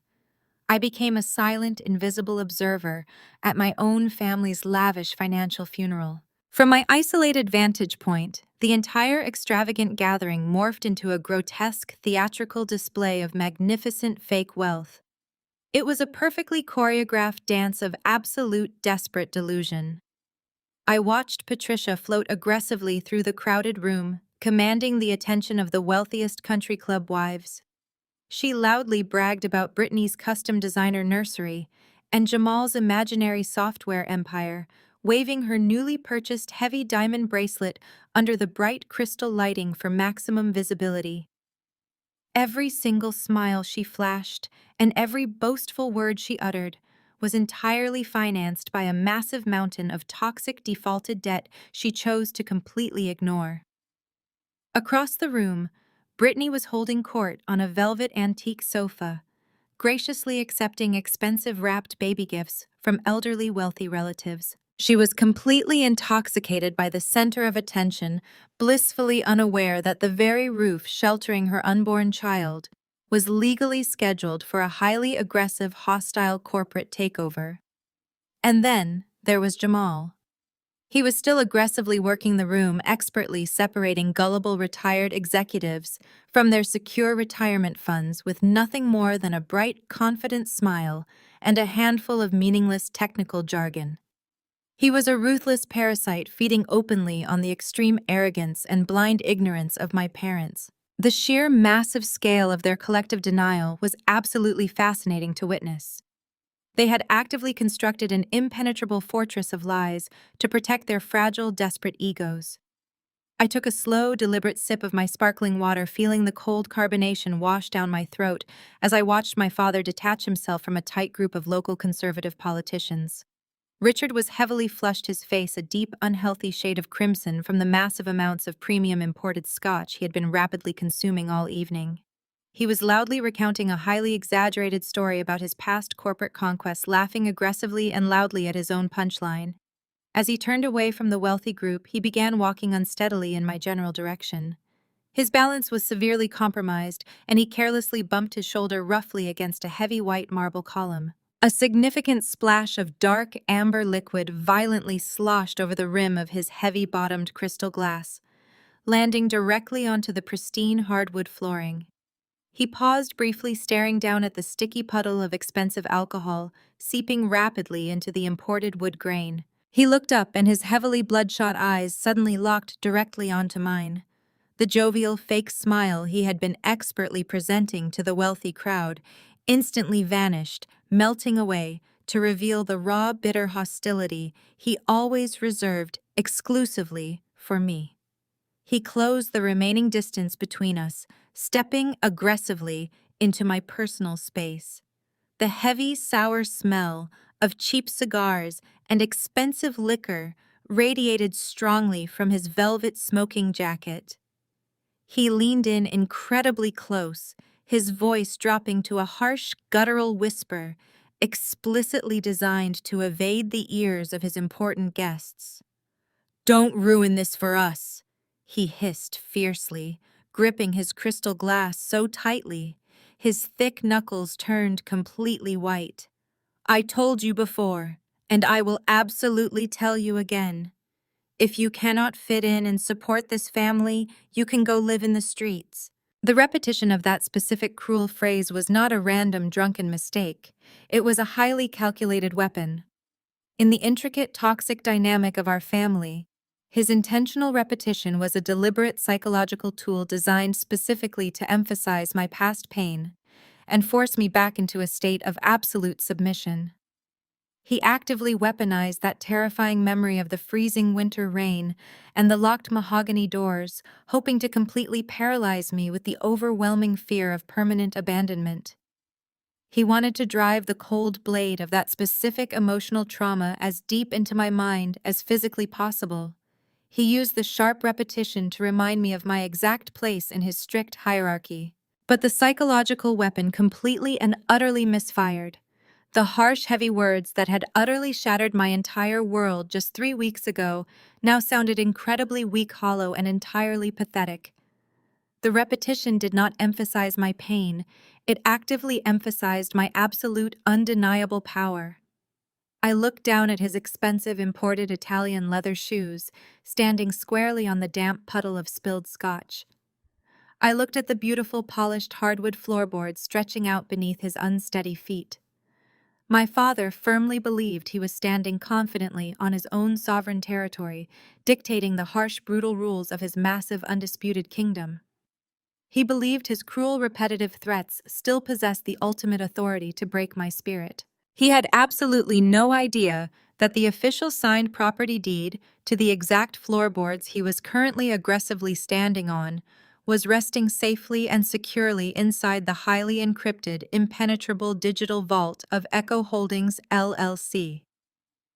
He was actively threatening to throw me out into the cold streets from a house that my blind corporate entity legally owned free and clear. The absolute supreme irony of his final desperate threat was simply too magnificent to ignore. I did not flinch or look away. I did not offer a single tear or a defensive argument. I looked directly into his angry, confused, intoxicated eyes, and a slow, genuinely warm smile spread effortlessly across my face. It was a secret, radiant smile born of absolute total control and infinite patience. My silent, joyous reaction completely unsettled him, breaking his confident, aggressive rhythm. He stared at me in total confused silence for a long, uncomfortable moment, his alcohol-soaked mind completely failing to process my absolute lack of fear before finally turning away and stumbling back into the loud, chaotic crowd. Let him drink his expensive scotch. Let him threaten me with the cold suburban streets. The regional bank had already cashed my massive corporate check, and the heavy, unstoppable legal machinery of his total, absolute destruction was already aggressively in motion. Through the highly secure, encrypted feed of the exterior and interior smart home security cameras I had personally installed and maintained silent administrative access to years ago, I watched the lavish weekend party fade into a bitter, brutal reality. A massive winter storm had aggressively slammed into the Chicago coastline overnight. By early Monday morning, the temperature had plummeted well below freezing, transforming the manicured, wealthy Winnetka suburbs into a desolate, frozen wasteland. The harsh, freezing winds howled violently off Lake Michigan, whipping thick, blinding sheets of white snow across my parents' massive cobblestone driveway. Exactly at 8 o'clock in the morning, A nondescript dark gray sedan pulled slowly up to the icy curb. A licensed county process server stepped heavily out into the freezing slush, wearing a thick brown winter coat and heavy leather gloves. He did not care about the prestigious wealthy neighborhood or the expensive imported luxury vehicles parked tightly in the massive garage. He possessed a single highly specific legal directive authorized directly by the county sheriff. He marched methodically up the icy stone steps, his heavy winter boots crunching loudly in the quiet morning air, and stopped directly in front of the massive custom mahogany double doors. From his thick protective leather satchel, he pulled a bright, glowing neon red legal document. He used heavy-duty industrial tape to secure the notice directly at eye level, ensuring it could not possibly be missed or blown away by the harsh winter wind. He snapped a quick digital photograph for his official county records, turned around, and drove away, leaving the massive financial trap fully sprung. The bright neon red document practically burned against the dark, expensive wood of the front door. It was a formal, official notice of absolute foreclosure and emergency eviction. The heavily bolded legal text clearly and unequivocally stated that the original regional banking institution had legally sold the entirety of the defaulted second mortgage. The legal document officially named the blind corporate entity Echo Holdings LLC as the sole absolute lien holder and undisputed legal owner of the Winnetka estate. The legal language printed on the page was utterly devoid of any sympathy or standard corporate flexibility. It aggressively invoked the exact legal acceleration clauses I had carefully reviewed, demanding immediate and total physical surrender of the massive property. Due to the extreme delinquency of the massive underlying debt, there was absolutely no standard 30-day grace period offered. There were no available options for a desperate last-minute payment plan or a temporary legal injunction. The harsh neon red paper dictated a highly aggressive absolute 72-hour mandatory eviction window. By Thursday morning, the entire family was legally required by the county to completely vacate the premises, entirely removing all personal belongings, or face immediate physical removal and arrest by armed county deputies. Inside the massive house, the atmosphere was still heavily sluggish from the extravagant weekend celebrations. Through the interior hallway camera, I watched Patricia walk slowly down the grand sweeping staircase, wearing a luxurious, heavy silk bathrobe and holding a steaming warm mug of imported organic coffee. She looked completely annoyed that the expensive private snow removal service had not yet arrived to clear the massive circular driveway. She aggressively unbolted the heavy brass locks and pulled open the mahogany front door, intending to angrily demand the daily newspaper from the freezing front porch. The bitter, icy wind immediately blasted into the warm grand entryway, blowing her perfectly styled hair wildly around her face. Before she could even take a single step outside, the bright, glaring red paper taped directly to the exterior glass caught her immediate attention. She frowned deeply, completely annoyed that someone would dare deface her beautiful custom doors with cheap, bright neon tape. She reached out with a perfectly manicured hand and ripped the heavy document violently off the wood. She quickly closed the door against the freezing wind, shivering slightly, as she casually adjusted her reading glasses and glanced down at the bold black text. It took exactly 3 seconds for her brain to fully process the catastrophic legal terminology printed aggressively on the page. The hot ceramic coffee mug instantly slipped from her trembling fingers, shattering violently against the imported hardwood floorboards and sending dark brown liquid splashing aggressively across the pristine white baseboards. A raw, guttural scream ripped violently from her throat, echoing loudly through the massive, silent house. It was not a scream of typical anger, but a sheer, uncontrollable shriek of pure, primal, absolute terror. Richard practically fell down the grand staircase, his silk pajamas twisted and his face pale with sudden, severe alarm. He rushed frantically into the grand entryway, slipping slightly on the spilled hot coffee, and grabbed his hyperventilating wife aggressively by the shoulders. Patricia could not even form a single coherent sentence. She simply shoved the bright red legal notice forcefully into his chest, sobbing completely uncontrollably. Richard snatched the paper from her shaking hands, his bleary eyes scanning the aggressive, bold paragraphs.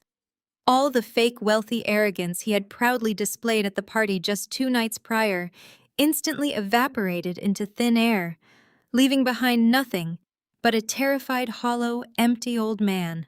Panic instantly ripped through the entire household like a massive, uncontrolled wildfire. Brittany ran awkwardly down the stairs, holding her pregnant stomach, her eyes wide with total panicked confusion, while Jamal hovered nervously on the second-floor landing, completely paralyzed by the sudden violent screaming. Richard completely ignored his crying daughter and furiously grabbed his expensive cell phone from the marble entryway table. His hands were shaking so violently he dropped the device twice before finally dialing the private direct line to his executive contact at the regional bank. He paced aggressively back and forth across the spilled coffee, absolutely convinced that this was just a massive clerical error. He firmly believed his elite social standing and his past wealth would easily resolve the terrifying situation. He fully expected the bank executive to immediately apologize profusely and call off the aggressive process server. Instead, the phone rang exactly once before being forcefully transferred directly to a low-level automated customer service line. Richard furiously pounded the zero key until a cold, indifferent corporate representative finally answered the call. Richard immediately launched into a massive aggressive tirade, demanding to speak directly with the chief lending officer and aggressively threatening massive legal retaliation for the bright red notice. He screamed that he was a highly valued premium customer and demanded they instantly void the legal eviction order. The customer service representative calmly allowed him to scream himself completely hoarse before quietly accessing his specific digital file. The young woman on the phone possessed absolutely zero emotional connection to his wealthy suburban status. She spoke in a perfectly flat, monotone voice, reading directly from Evelyn's carefully crafted legal script. She coldly informed him that the regional bank no longer held any financial or legal interest in his property. She explicitly stated that his massive defaulted debt portfolio had been permanently sold in its entirety to a private investment firm known exclusively as Echo Holdings LLC. When Richard desperately demanded the immediate contact information for this new corporate entity to negotiate a quick temporary financial settlement, the representative delivered the final devastating blow. She flatly explained that Echo Holdings LLC was a completely closed blind corporate trust that strictly communicated only through their dedicated legal counsel. They did not accept inbound phone calls from defaulted borrowers, they did not offer flexible payment plans, and they absolutely refused to negotiate any terms under any circumstances. The representative casually advised him to quickly pack his belongings to avoid federal arrest and promptly disconnected the call, leaving Richard standing helplessly in the freezing entryway, listening to a dead dial tone. The massive 72-hour countdown clock had officially started ticking loudly in his ear, and there was absolutely no way to stop it. The dead dial tone echoed endlessly in the freezing grand entryway. Richard stood perfectly still, staring blankly at his expensive phone as the absolute gravity of the situation finally breached his thick walls of denial. The 72-hour countdown was not a negotiable suggestion. It was a concrete legal mandate enforced by the full weight of the county sheriff. The massive Winnetka estate, the undeniable crown jewel of his entire social identity, was officially slipping through his fingers. He slowly lowered the phone, his knuckles completely white, and turned his desperate, terrified gaze toward the top of the grand, sweeping staircase. Jamal was still standing there frozen on the second-floor landing, wearing a ridiculously expensive silk dressing gown. He looked entirely out of place, like a frightened child playing dress-up in a wealthy man's closet. Richard did not see a beloved son-in-law in that moment. He saw a massive, glowing life raft. Richard aggressively marched past his sobbing wife, completely ignoring Patricia as she knelt helplessly in the spilled coffee. He took the carpeted stairs two at a time, his heavy breathing echoing loudly in the silent house. He cornered Jamal directly against the heavy wooden banister, violently invading his personal space. The sheer desperation in Richard's eyes was incredibly intense. He aggressively gripped Jamal's forearms, his voice trembling with a frantic, volatile energy. He demanded that Jamal immediately transfer the massive seed-round capital they had been celebrating all weekend. Richard forcefully explained that a faceless, predatory investment firm had hijacked the second mortgage and they needed to instantly deploy maximum liquid cash to forcefully buy out the toxic debt before Thursday morning. He was literally begging the young man to save the family kingdom, heavily relying on the absolute certainty of the million-dollar tech valuation they had bragged about to the country club elite just 2 nights ago. For the first time since he had infiltrated the family, Jamal completely lost his slick, arrogant composure. The smooth, confident pitchman who could easily separate elderly men from their retirement funds vanished instantly. His dark eyes darted frantically around the hallway, searching desperately for a non-existent escape route. A thick, heavy layer of cold sweat immediately broke out across his forehead, catching the dull morning light streaming through the massive arched windows. He nervously licked his dry lips, stammering completely incoherently. He tried to physically step back, but Richard had him firmly pinned against the thick mahogany railing. Jamal raised his hands defensively, his voice cracking awkwardly as he frantically attempted to string together another web of complex technical lies. He weakly claimed that the million-dollar seed funding was completely secure, but it was currently heavily locked inside a highly complex international escrow account.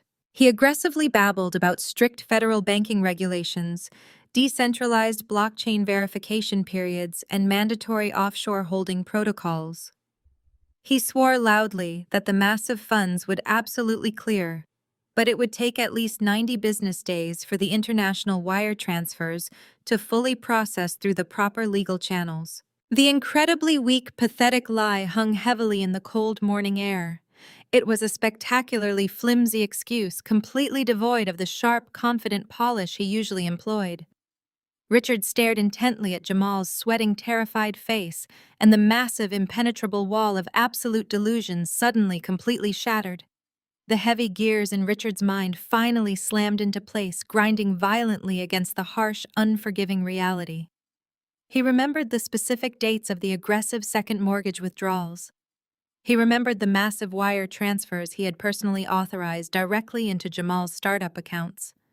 He remembered the incredibly lavish spending, the expensive designer suits, the custom luxury vehicles, and the aggressive demolition of my old bedroom just to build a massive sneaker closet.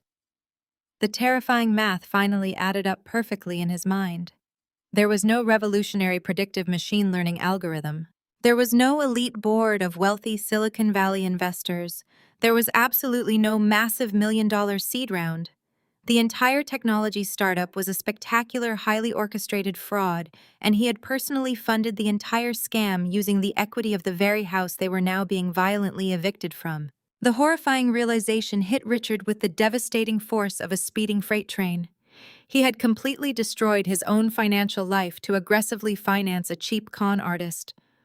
A raw, violent surge of pure adrenaline and absolute blind rage violently overtook him. Richard unleashed a deafening, ferocious roar and forcefully shoved Jamal aggressively backward. The younger man slammed violently against the heavy wooden banister, stumbling awkwardly over his expensive silk slippers. Jamal frantically tried to apologize, his voice raising in high-pitched absolute panic, but Richard was completely, entirely unhinged. The wealthy, sophisticated patriarch completely vanished instantly, replaced by a desperate, cornered animal, aggressively fighting for its exact survival. Richard lunged forward violently, grabbing the thick collar of Jamal's silk dressing gown and forcefully twisting the expensive fabric until Jamal began choking. He aggressively slammed Jamal's back against the hallway wall, rattling the expensive framed family portraits hanging carefully along the corridor. Richard aggressively screamed directly into Jamal's face, demanding to know exactly where his money was, furiously demanding the immediate return of the hundreds of thousands of dollars he had foolishly handed over. The violent physical altercation immediately sent massive shockwaves of pure chaos throughout the entire upper floor of the estate. Brittany, who had been standing frozen in total shock near the doorway of her custom designer nursery, finally snapped. The sheer terrifying reality of her husband being violently assaulted by her furious father completely broke her fragile mental state. She let out a piercing, hysterical shriek, completely dropping to her knees on the expensive plush hallway carpet. She clutched her pregnant stomach, aggressively sobbing violently and uncontrollably. Her shrill voice pierced the chaotic, violent air, aggressively screaming that the intense, overwhelming stress was actively harming her baby. She frantically begged them to stop fighting completely, ignoring the terrifying reality that they were all about to be completely permanently homeless in less than 3 days. She aggressively wailed about her ruined nursery, her destroyed social standing, and her deeply fractured perfect life. Her loud, dramatic, hysterical crying actively fueled the absolute madness violently swirling in the hallway. Down in the massive grand entryway, Patricia remained entirely frozen on the floor, utterly paralyzed by the violent screaming echoing loudly from the second-floor landing. The beautiful, expensive custom coffee mug was completely destroyed, the dark liquid ruined the imported floorboards, and the bright neon red eviction notice was crushed tightly in her shaking hand. The absolute perfect, wealthy, suburban illusion they had violently protected at all costs had finally violently detonated from the inside out. They were violently tearing each other apart precisely as I knew they would. I watched the entire horrific, chaotic collapse unfold perfectly in high definition through the secure digital feeds sitting quietly in my warm, calm penthouse office. I did not feel a single ounce of pity or guilt. I simply watched the spectacular, violent destruction of their fragile kingdom, entirely satisfied that my meticulously constructed financial trap was actively functioning with absolute devastating perfection. The 72-hour countdown was relentlessly, aggressively ticking away, and their total absolute ruin was now completely, entirely inescapable. The chaotic, violent energy that had aggressively consumed the second-floor hallway eventually burned itself out, leaving behind a suffocating, toxic silence. By 2 o'clock in the morning, the massive Winnetka estate felt like an abandoned, haunted mausoleum. Through my secure digital surveillance feeds, I watched the fragmented pieces of my deeply fractured family retreat into their own isolated corners of absolute despair. Richard had locked himself securely inside his dark mahogany study, aggressively consuming whatever remaining alcohol he could find, until he finally passed out heavily across his expensive leather desk. Patricia had taken a massive dose of prescription sedatives and was completely unconscious in the master bedroom, completely dead to the freezing world outside. Brittany had finally stopped her loud, hysterical wailing and was currently curled into a tight fetal position on the floor of her half-finished custom nursery, softly sobbing herself to sleep, surrounded by imported plush toys she could no longer afford. The only person actively moving through the dark, freezing house was Jamal. His survival instincts were operating at absolute maximum capacity. The physical altercation with my father had completely shattered the delicate, profitable illusion he had carefully maintained for months. Jamal knew with absolute concrete certainty that the lucrative long con was officially permanently over. There was no more home equity to steal. There were no more wealthy elderly investors to smoothly manipulate at country club parties. Richard finally knew the devastating truth about the fake technology startup and the missing funds. It was only a matter of hours before my father woke up from his drunken stupor and immediately contacted the local police to file massive federal fraud charges. Furthermore, the bright neon red eviction notice firmly taped to the front door meant the county sheriff was actively coming to physically clear the massive property in less than 60 hours. Jamal was a slick, confident parasite, but he was ultimately a massive coward who entirely lacked the backbone required to face severe legal consequences or physical confrontation. He was not going to stand bravely beside his pregnant wife and weather the terrifying suburban storm. He was going to aggressively cut his massive losses and run for his life. Through the high-definition night vision camera mounted discreetly in the upstairs hallway, I watched his frantic, cowardly escape plan unfold in real time. He crept silently out of the guest bedroom where he had been aggressively banished after the violent hallway fight. He was moving with frantic, nervous energy, his head darting back and forth, checking the dark shadows. He did not go to the ruined nursery to wake his sleeping pregnant wife. He did not leave a remorseful apology note on the kitchen counter. His first deliberate stop was the dark, quiet master suite. He knew exactly where Patricia carelessly kept her personal, unprotected digital devices. He silently slipped through the cracked wooden door and retrieved her primary tablet from the expensive nightstand, completely ignoring the heavy breathing of his heavily sedated mother-in-law. He carried the illuminated tablet into the massive custom walk-in closet, the very same space they had violently destroyed my childhood bedroom to create. Sitting on the floor surrounded by his expensive stolen luxury goods, Jamal quickly bypassed Patricia's incredibly weak digital security password. It was a password I had warned her about years ago, but she had arrogantly claimed she had nothing to hide. I watched his glowing face on the camera feed as he quickly accessed her primary personal checking account. It was the only account that had not been heavily leveraged against the defaulted second mortgage. It held roughly $12,000 intended for emergency household expenses and the upcoming monthly country club dues. Without a single ounce of hesitation, Jamal rapidly executed a series of untraceable digital transfers, aggressively draining every single remaining penny directly into his own hidden prepaid debit accounts. He was stealing the absolute last financial lifeline from the very people who had arrogantly crowned him a brilliant king. It was a spectacular final act of pure, unadulterated betrayal. Once the digital theft was fully complete, Jamal tossed the useless tablet onto the pile of drywall dust and grabbed two massive, expensive leather duffel bags. He did not pack any basic necessities or sentimental family items. He operated with cold, calculating greed, strictly grabbing anything with high, immediate pawn value. I watched him frantically stuff his custom-tailored Italian designer suits, imported silk shirts, and multiple heavy gold watches into the bags. He carefully boxed up the highly expensive limited edition luxury sneakers he had just built the custom shrine to, ensuring they were perfectly protected for his cowardly getaway.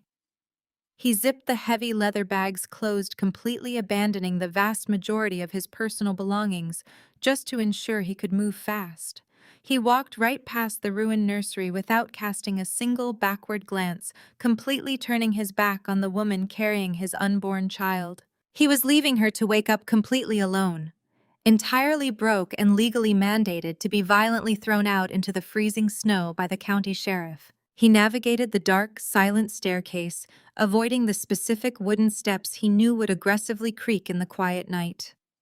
He slipped quietly through the heavy mudroom door and entered the massive attached garage. The bitter winter chill instantly hit him, but he did not slow down. He quickly approached his pristine black luxury Mercedes sedan.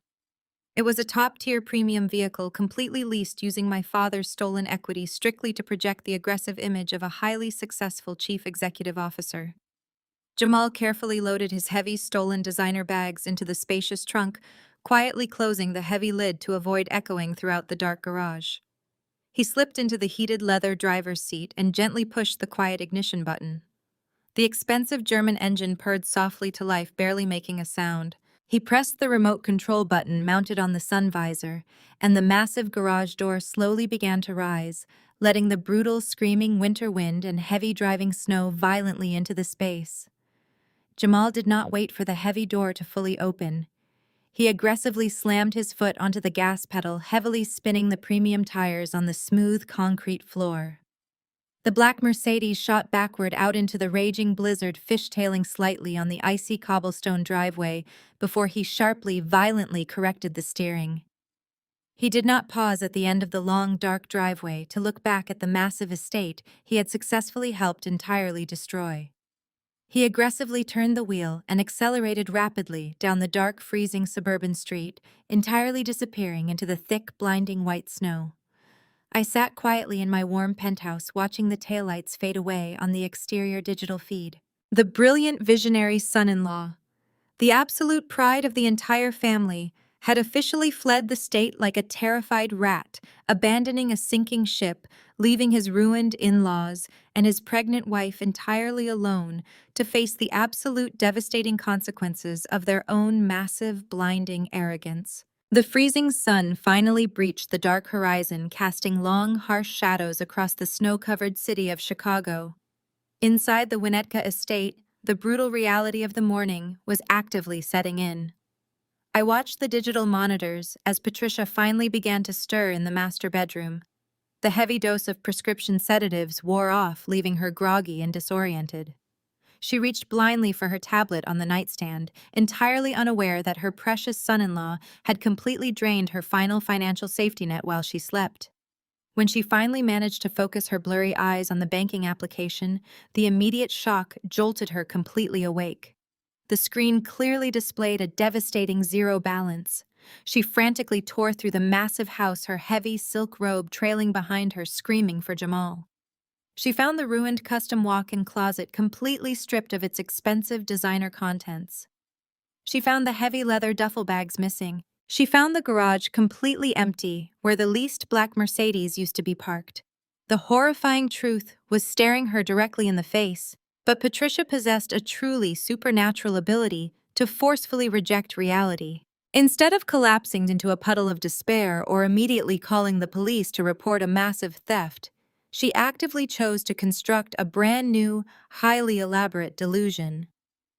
I watched her forcefully march into the kitchen, where Richard was slumped miserably over a cold cup of coffee. She aggressively slapped her hands on the marble counter and loudly declared that Jamal had simply been called away on an emergency international business trip to secure the final legal paperwork for his massive seed funding round. She forcefully insisted that the missing money from her checking account was clearly just a temporary strategic transfer to cover sudden international escrow fees. She completely refused to acknowledge the violent fight that had occurred the night before. She completely ignored the bright neon red eviction notice currently sitting crumpled in the garbage can. In her deeply fractured mind, they were not broke, and they were certainly not being evicted. They were just experiencing a minor temporary inconvenience caused by a silly banking error.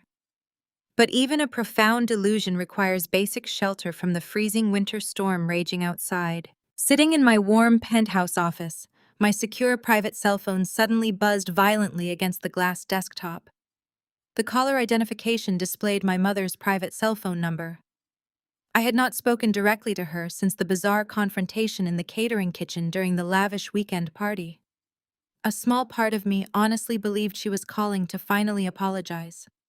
A tiny foolish fragment of my former self thought that the absolute total collapse of her wealthy kingdom and the sudden cowardly abandonment by her favorite son-in-law might have finally shattered her toxic arrogance. I thought perhaps the freezing reality of imminent homelessness had finally humbled her enough to beg for genuine forgiveness. I reached out and slowly picked up the device. I pressed the green accept button and lifted the speaker to my ear, remaining entirely silent. I did not offer a polite greeting. I simply waited to see exactly which version of my mother was on the other end of the line. The voice that aggressively blasted through the tiny speaker was utterly devoid of any humility or remorse. It was frantic and heavily strained, but it absolutely dripped with the exact same toxic entitlement she had wielded against me my entire life. "Clara," she barked sharply, her voice echoing with harsh, commanding authority. She did not ask how I was doing. She immediately launched into her aggressive, fabricated narrative. She loudly announced that Jamal had to leave on a sudden business trip to manage his massive corporate investments. She aggressively framed the entire catastrophic situation as a minor logistical annoyance. She casually stated that there is a misunderstanding with the bank regarding the mortgage and that they simply needed to temporarily vacate the property while Richard's lawyers sorted the entire mess out.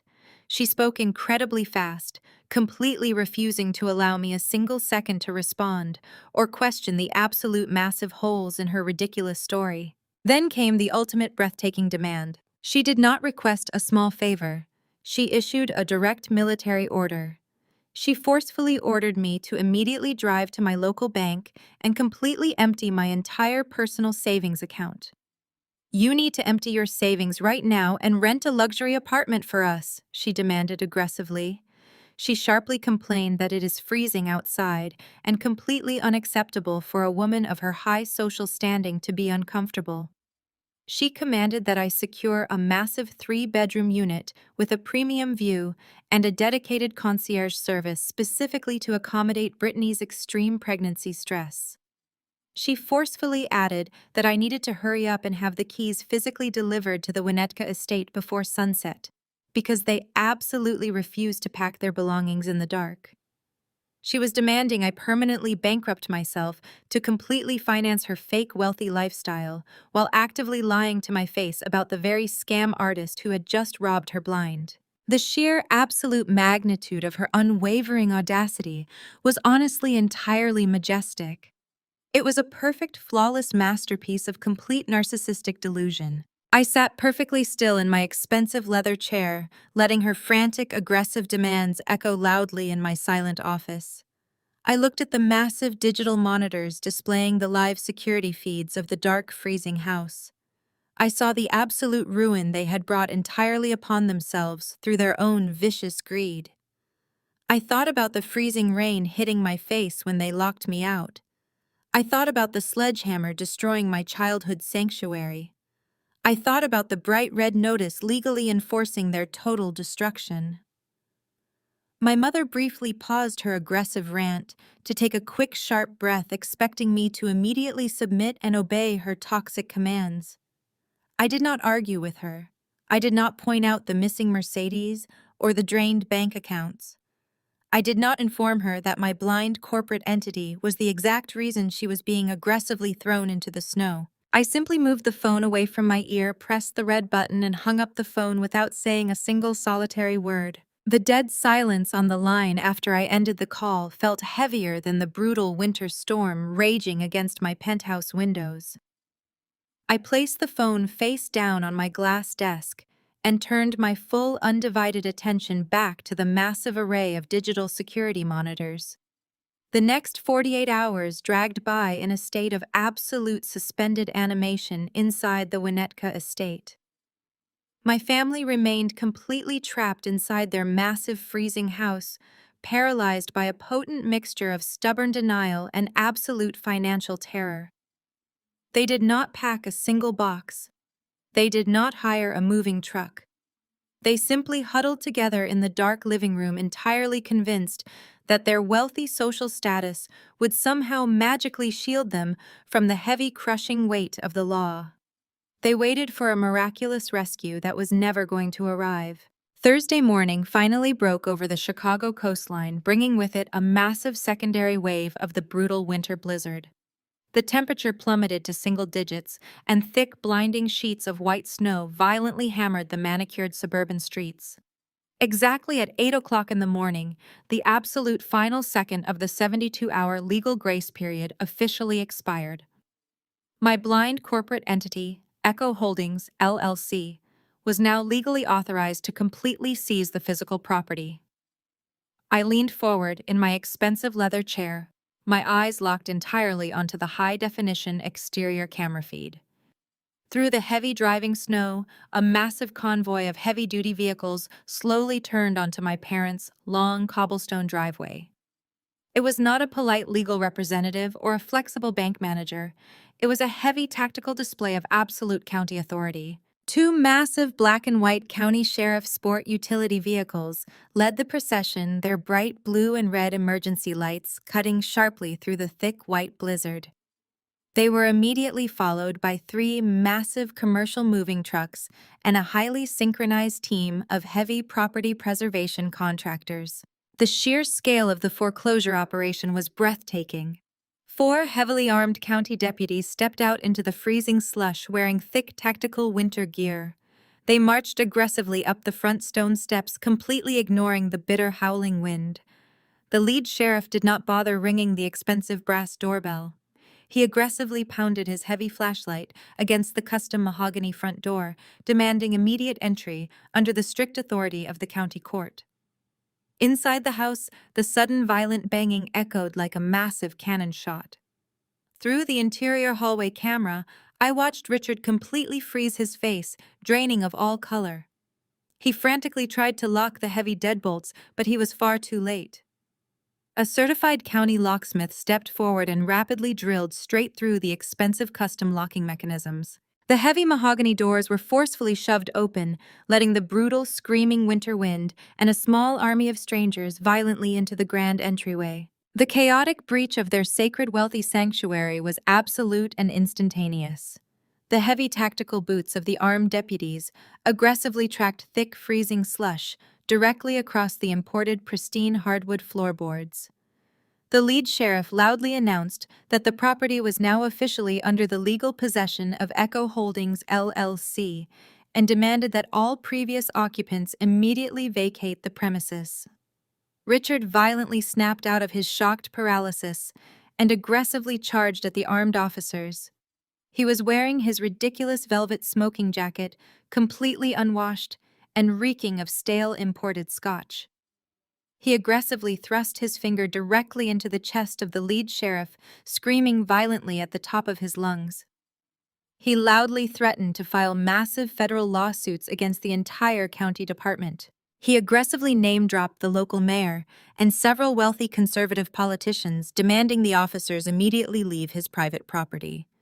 The seasoned sheriff did not even blink. He was an absolute brick wall of legal authority. He coldly informed Richard that he was currently trespassing on private corporate property and forcefully warned him that any further physical resistance would result in an immediate brutal arrest for felony assault. Patricia frantically ran down the grand sweeping staircase, wearing the exact same heavy silk bathrobe she had been wearing for 3 days. She violently grabbed the sheriff's thick winter jacket, hysterically crying and aggressively begging for just one more week to contact their non-existent lawyers. The deputies possessed absolutely zero emotional bandwidth for wealthy suburban tears. Following strict protocol, they physically separated my aggressive parents and began forcefully marching them directly toward the open front door. Brittany stumbled blindly out of the ruined custom nursery, completely hysterical. She was wearing thin cotton pajamas and aggressively clutching her pregnant stomach. She was loudly wailing about her missing husband and her ruined perfect life. The deputies grabbed her gently by the arms and firmly escorted her down the stairs. Within less than 5 minutes, my entire arrogant family was forcefully physically shoved out of their warm, massive house and entirely abandoned on the freezing, snow-covered front lawn. The massive, heavy steel doors of the commercial moving trucks aggressively rolled open, and the massive property preservation team immediately swarmed the estate. They were not gentle, and they did not care about designer labels.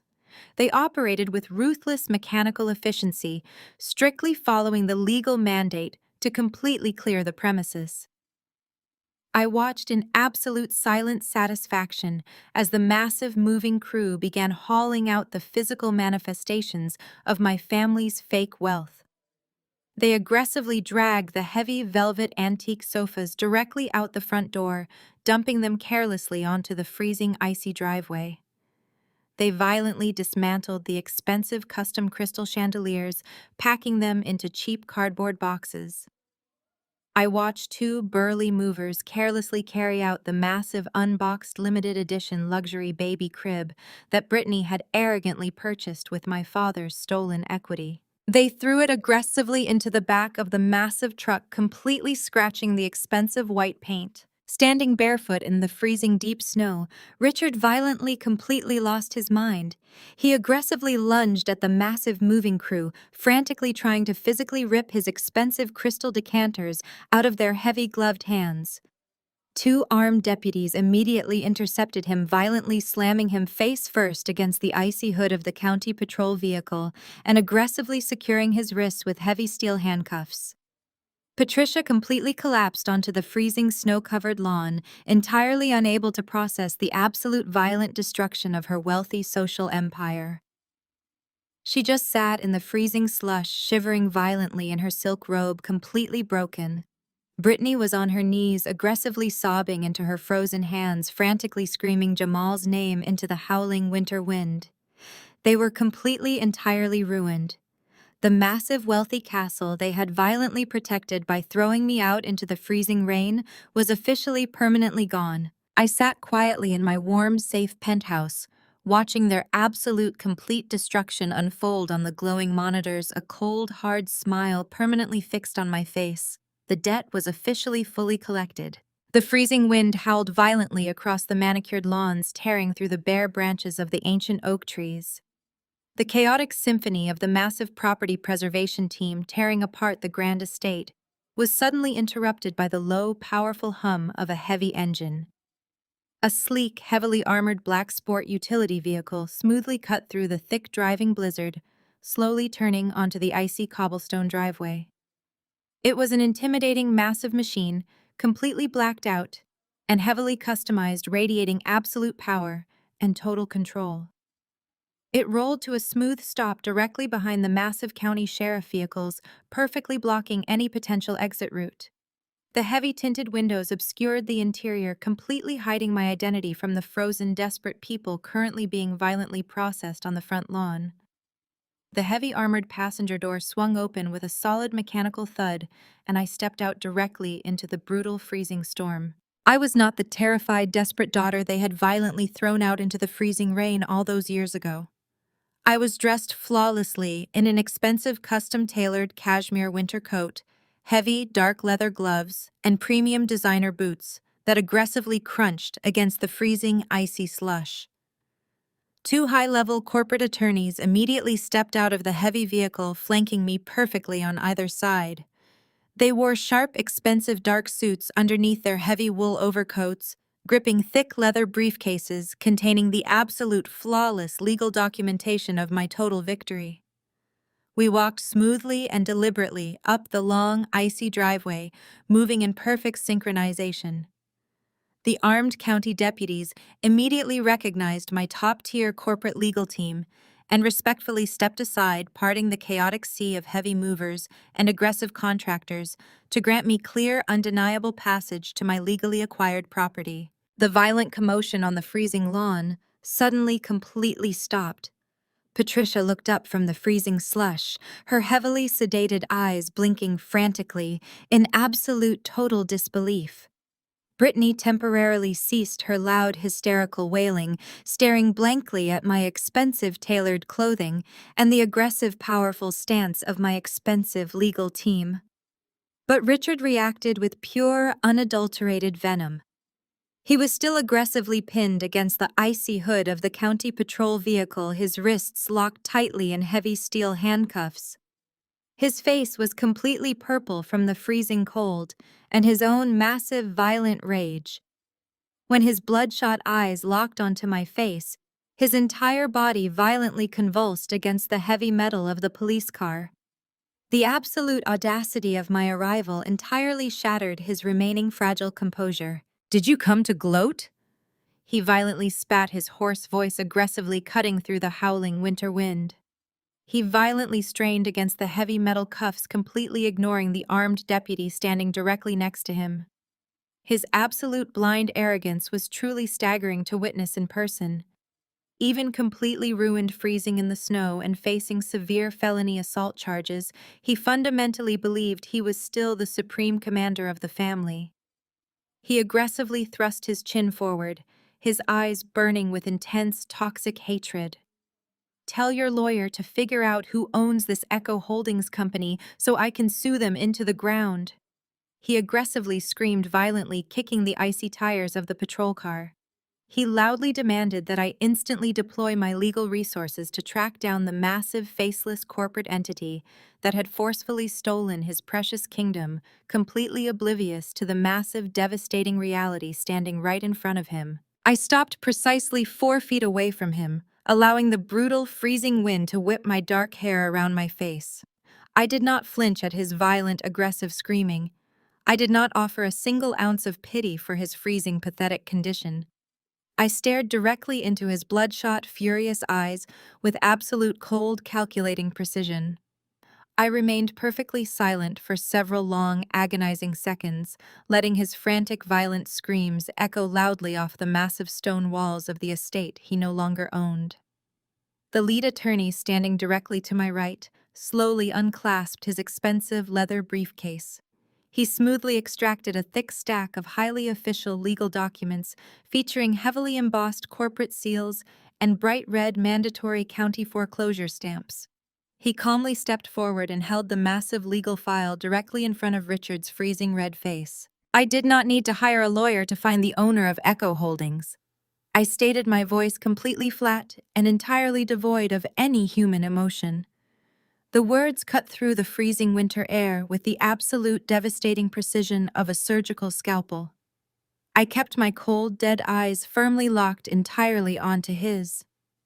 I registered the exact corporate entity anonymously through a highly secure blind trust, the exact same day you violently threw me out of this house to finance a common street thief. I smoothly gestured to the heavy stack of legal documents currently resting against the frozen hood of the police car. Echo Holdings is entirely, completely me. I own the absolute massive toxic debt you foolishly acquired.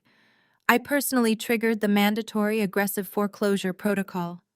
I am the sole exclusive legal owner of this massive estate, and every single piece of expensive garbage currently being dragged out of it.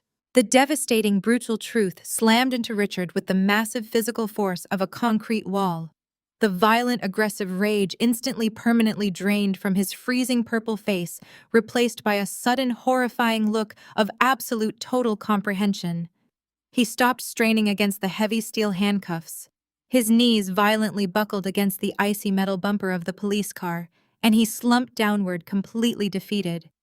He looked desperately toward Patricia, who had just violently vomited into the freezing snow upon hearing the absolute massive revelation.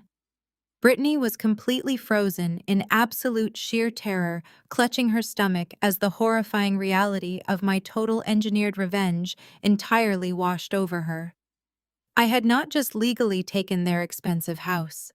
I had meticulously orchestrated their complete, absolute financial and social annihilation using the exact same ruthless corporate tactics my father had worshipped his entire pathetic life. I stood perfectly still in the driving blizzard, watching the massive, crushing weight of their own destructive arrogance finally bury them alive. The lead county sheriff slowly stepped forward, completely breaking the heavy, suffocating silence that had descended upon the freezing front lawn. He casually brushed a thick layer of accumulating snow from the dark fabric of his heavy tactical uniform and respectfully tipped his wide-brimmed hat directly toward me. "Good morning, Ms. Williams," he stated, his deep, authoritative voice projecting clearly over the violent, howling wind. "The property has been fully secured for Echo Holdings. The moving crews are currently finalizing the absolute extraction of all remaining personal property, and the high-security perimeter locks have been completely successfully changed. We are prepared to officially hand over full operational control of the estate directly to your legal team immediately." That single, respectful, professional interaction entirely sealed their fate. The armed deputies who had just violently slammed my father against the icy hood of a patrol car were actively treating me with the absolute highest level of professional deference. I was no longer the discarded, useless daughter. I was the incredibly wealthy, powerful client. The last remaining microscopic fragments of color completely drained from the faces of the three freezing, pathetic figures huddled in the snow. The horrific, devastating reality of my absolute total victory violently washed over them in massive, crushing waves. Patricia remained collapsed in the freezing slush, shivering violently, uncontrollably in her ruined silk bathrobe. Her eyes were completely wide and vacant, staring blankly at the massive tactical vehicles that had entirely destroyed her fragile, perfect suburban illusion. The arrogant sneer she had worn her entire life was permanently, completely erased. Brittany was completely paralyzed with absolute sheer terror. The devastating combination of her missing fraudulent husband and the sudden terrifying realization that her despised older sister was the exact anonymous billionaire who had just violently orchestrated her total destruction completely broke her fragile mind. She just sat in the freezing snow, clutching her pregnant stomach, rocking back and forth in absolute complete silence. Richard was entirely, completely broken. The violent, aggressive patriarch who had aggressively ruled this massive estate with an iron fist for decades was now just a freezing, pathetic old man, securely handcuffed to a police vehicle. His massive chest heaved heavily, struggling violently to pull the freezing winter air into his collapsing lungs. I smoothly stepped forward, my expensive leather boots aggressively crunching the thick, icy slush. I walked directly into his personal space, completely ignoring the armed deputy standing mere inches away. I slowly reached into the deep inner pocket of my heavy cashmere winter coat and gracefully extracted a thick, perfectly folded legal document. It was the official recorded deed to the Winnetka estate, featuring the bright red mandatory county foreclosure stamps and the absolute final authorized signature of the county judge. I held the crisp, heavy paper perfectly steady in my gloved hand, allowing Richard to clearly read the bold black ink explicitly listing Echo Holdings, LLC, as the absolute sole legitimate owner of the massive property. Then I simply opened my fingers.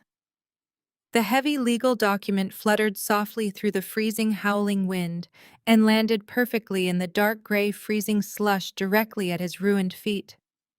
I stared directly into his shattered, defeated eyes with absolute, total, icy clarity. The moment I had meticulously planned for years had finally completely arrived. "You were right, Dad," I stated, my voice completely flat and entirely devoid of any human emotion. "There wasn't enough space in this house for me, so I bought it." I watched the devastating words violently strike him physically, forcing his head to sag heavily against his chest. I did not raise my voice. I did not aggressively scream or violently gloat. I simply delivered the absolute crushing reality of his total failure. "It is going to be completely demolished next week," I continued, gesturing smoothly toward the massive ancient stone walls of the grand estate. "The massive bulldozers are already fully contracted. The entire grand structure, your custom mahogany study, the ruined nursery, your pristine custom walk-in closets, all of it will be violently leveled into dirt. I am actively clearing the entire massive lot to build a high-capacity data storage server farm for my $80 million cybersecurity company." The massive financial figure hung heavily in the freezing, violent air, completely suffocating them. $80 million. A highly verified, fully legitimate, massive corporate valuation. Richard violently squeezed his eyes shut as the devastating, horrific irony finally completely crushed his soul. He had aggressively thrown me out into the freezing rain and entirely destroyed his own financial life to blindly finance a cheap con artist who stole a few $100,000. Meanwhile, the daughter he had violently discarded had quietly, meticulously built a massive, legitimate empire entirely without his money or his toxic approval. His blinding arrogance had actively prevented him from recognizing the absolute massive wealth and immense power standing directly in front of him. I possessed the absolute brutal financial capacity to buy his entire fake kingdom with cash and violently crush it into dust simply because I wanted the empty land. I looked down at his freezing, pathetic, shivering form and delivered the absolute final devastating blow. "Now go live in the streets." I did not wait for a desperate apology or a violent, frantic response. I gracefully turned my back on the entire ruined family, completely erasing them from my existence. I signaled sharply to my expensive legal team and walked smoothly back toward the massive, heavy, armored sport utility vehicle. Behind me, the massive commercial moving trucks forcefully slammed their heavy metal doors, completely sealing away the last pathetic remnants of my family's fake wealth. The heavy tactical engines roared powerfully to life, preparing to aggressively roll out into the freezing, blinding blizzard. I smoothly climbed into the warm, luxurious leather interior of the armored vehicle, completely shutting the heavy, bulletproof door. I did not look out the heavily tinted window as my driver smoothly accelerated away from the massive estate, leaving my ruined, broken family completely alone, freezing in the deep winter snow precisely as I had promised. The heavy armored sport utility vehicle began to smoothly inch forward through the thick accumulating snow. The massive tires gripped the icy cobblestone driveway, preparing to completely exit the ruined estate forever. Suddenly, a pathetic, fragile figure threw herself directly into the exact path of the massive, heavy machine. My highly trained driver instantly slammed his heavy boot onto the premium brakes, causing the massive vehicle to sharply skid across the freezing gray slush. I reached forward and firmly pressed the heavy steel button on the polished door panel. The thick, bulletproof glass slowly rolled down, letting the brutal, screaming winter wind immediately whip violently through the heated luxury cabin. Patricia was entirely on her hands and knees in the freezing, dirty slush, actively clawing at the expensive custom tires. She forcefully dragged her shivering, ruined body toward my open window, completely ignoring the two armed county deputies rushing rapidly forward to physically remove her from the private driveway. She collapsed heavily, directly beneath my open window, actively sobbing uncontrollably into the freezing winter air. The absolute toxic arrogance that had entirely defined her privileged existence was completely, permanently eradicated. She frantically begged for genuine forgiveness, her shrill voice violently cracking under the immense crushing weight of her total physical and social destruction. She wildly promised to completely change her toxic behavior, frantically offering to work as my personal domestic servant if I would just simply allow them to sleep inside the massive empty house for one single freezing night. She loudly cried that she was entirely too old to be homeless, actively pleading with me to remember that she was my mother. Behind her fragile, freezing form, Brittany remained entirely collapsed on the ruined, snowy front lawn. The horrifying reality of her missing fraudulent husband and her permanently destroyed social status had finally completely shattered her fragile mind. She violently slammed her bare, freezing hands against the icy ground, aggressively wailing Jamal's name into the unforgiving, roaring winter storm. Her loud, hysterical cries were completely ignored by the massive property preservation team, who were actively continuing to aggressively haul her expensive stolen furniture out into the freezing driveway. They ruthlessly dumped her custom-imported baby clothes directly into heavy black trash bags, entirely indifferent to her massive public breakdown. Richard did not move a single rigid muscle. He remained securely, heavily handcuffed to the icy hood of the massive county patrol vehicle, completely, entirely broken. His bloodshot eyes stared blankly at the massive, heavy tires of my armored vehicle, entirely unable to process the absolute devastating reality that his legally discarded daughter was actively leaving him to physically freeze in the brutal city streets. The massive, wealthy empire he had violently built on a dark foundation of toxic lies, aggressive financial manipulation, and profound family betrayal was entirely reduced to freezing, worthless ash. He had aggressively traded his own flesh and blood for a cheap, hollow illusion, and now the brutal universe was actively collecting the ultimate permanent toll.